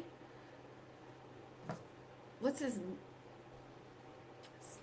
the chat might know, his name is Jay, and he does streams about me with somebody named Mustard or Ketchup or something. Hold on about the who's the Baxter things. J Hip, that's his name. And he's he does like apparently he's got many streams about me. And I don't know the names of them. Let me look it up. Let me find the name. J Hip, HIP. Let me see. This Just J Hip is his name. Okay, I'm sorry. All right, so what does this mean? What the hell? So I don't know about the Hales stuff. I just know nothing about that. But is he part of that?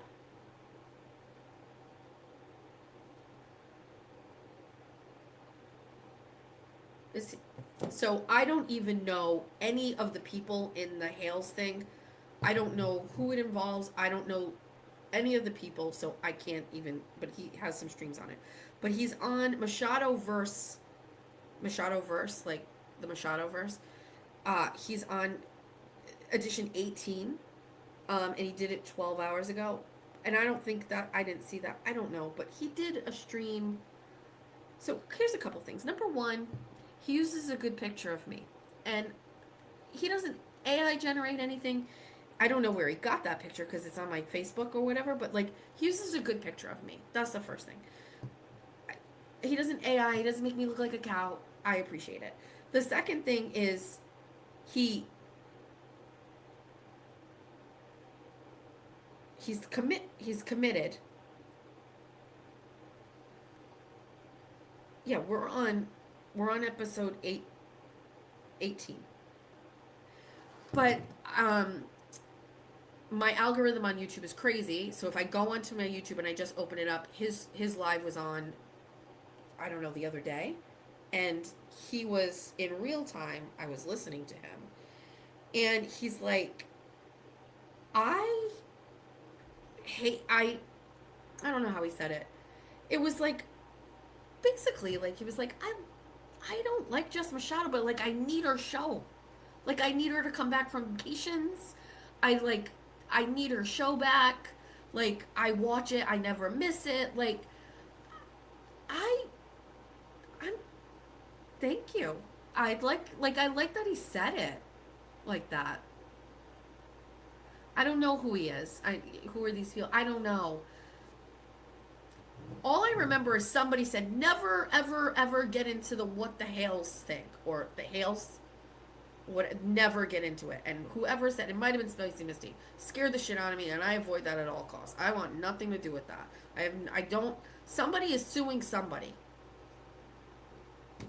And it started on YouTube. It was like a fight on YouTube. I don't want anything to do with it. When I see it, I usually glaze it. That's why when I just opened his thing up, I saw it there, I was just like, but he said he misses me and he doesn't want me to leave ever again. And oh, see, I'm not even allowed to say it. I won't even say it. This is interesting because I actually thought that. Get out of my head. I was kind of like, this is actually kind of funny. he's kind of funny. She's mean. He's not mean. He's funny. He's like what I think she says she is, or she tries to be, but he's funny. I think he's very funny. I also like the way he talks to people. I hate to say it, but like I think I like his voice. Anyway.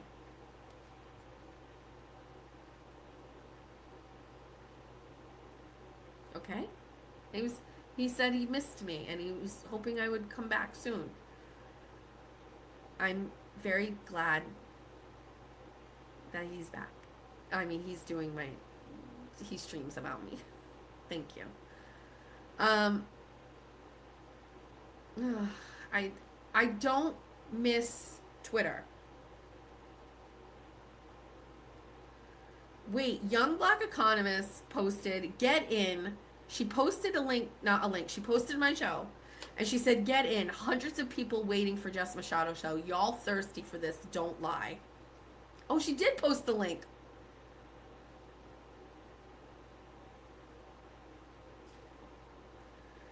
I don't like Twitter at all. I don't like it. I don't want to be here anymore, but we needed to get it up today because we're going to use it tomorrow. So we avoid the Twitter at all the costs. It's just a terrible place. It's terrible. It's terrible. Baxter is a dog that Scott hit, and it needs surgery or had surgery, and it's doing better. And Scott feels a little responsible for what happened, so he is got to give, send, go, and he is asking for. I haven't had a chance to click or read the story, but I shall. And it's helps save Baxter after a severe accident. So the link is in the chat. Now, there's some online drama with Scott and Karen. And listen, how do we view this? I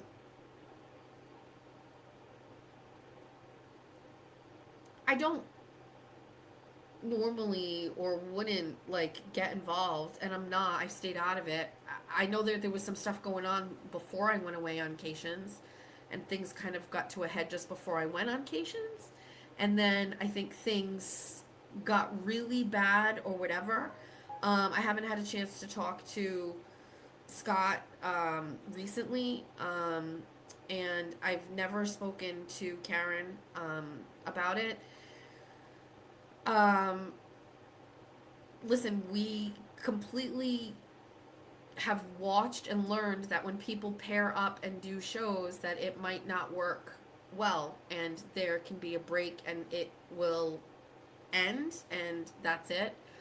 I will say this, Scott has been a huge loyal supporter of my show for a very long time, and I don't know if Karen has been the same.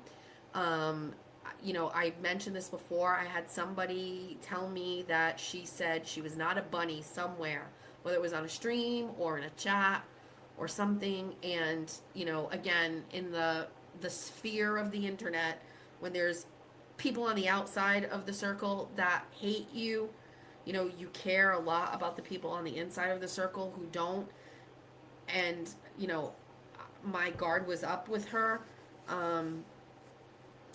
because somebody had said that. I didn't confirm. She said she texted me. I just I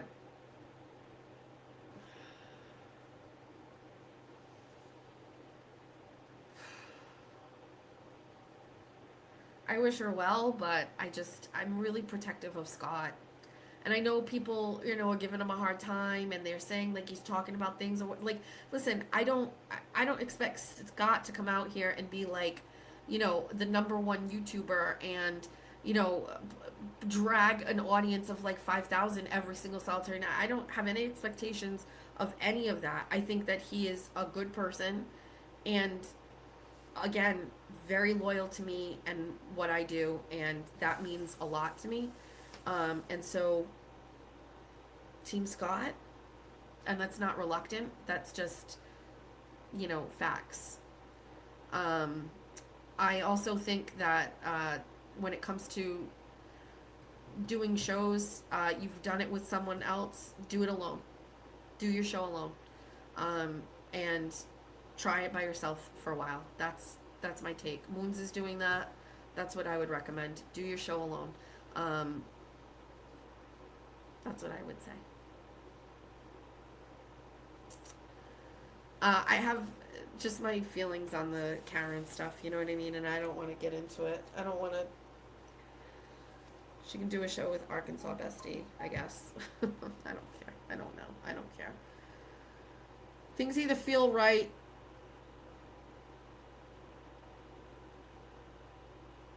Okay, thank you. In my opinion, Karen and Scott did a show, and it's not working out. Everybody should just be able to go their separate ways and do their own thing. I don't think it should be dragged out. I don't think it needs to. We don't need a press tour of it. Same with Oceans. Like, go do your own show. Go be great. Right? Freddie's already paired up with somebody. Okay. It's past my bedtime. It's past your bedtime. I want to say thanks for everybody hanging out with me. Thanks for a really great night to come back. Still not feeling great, so that kind of sucks. But so you're missing a little bit of energy. But it felt good to come back. I was just wondering. Hold on one sec. Let me check.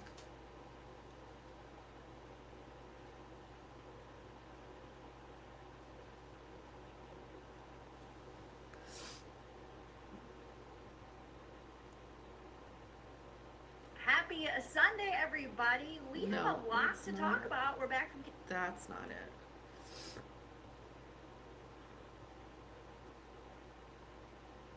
Oh, Jolene is done? The worst. Jolene just basically streamed my whole show for her whole show.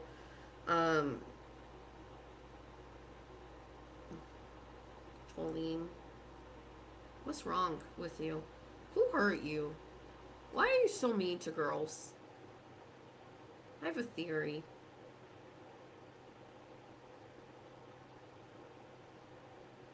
Alright. We're gonna go to nights.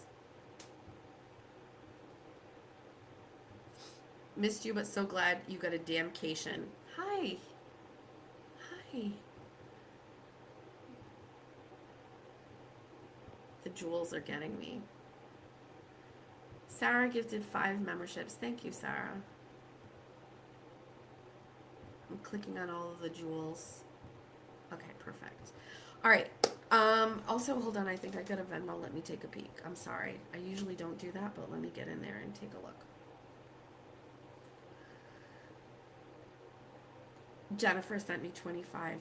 Thank you so much, Jen. I appreciate you, and said glad you're back. Okay. All right. So tomorrow we're going to be in the car. We usually start at like 6:45, I think. And we get in the car. We do a live stream on the way to court, and then we tweet from court, and then we come home. That's the plan for tomorrow. So we will see you tomorrow morning. Thanks for everybody for hanging out. Thanks for being great fans, great bunnies, great besties. They gave you a terrible nickname. They call you the Bunions. It's not fine. They call you Rabid Bunnies. It's not fun. It's not fine. It's so mean. You know they're just jealous.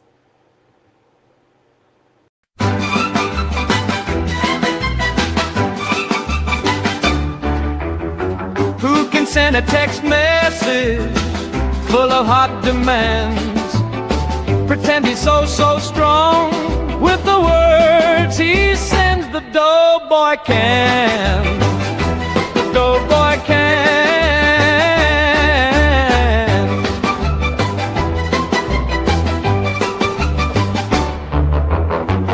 Who can open up my box using his thick man hands? Thank me for all my gifts in front of all of his friends. The doughboy can. The doughboy can.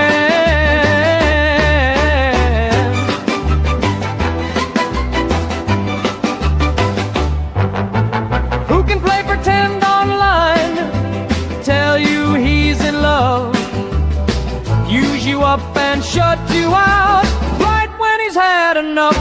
Ooh, the doughboy can. The doughboy can.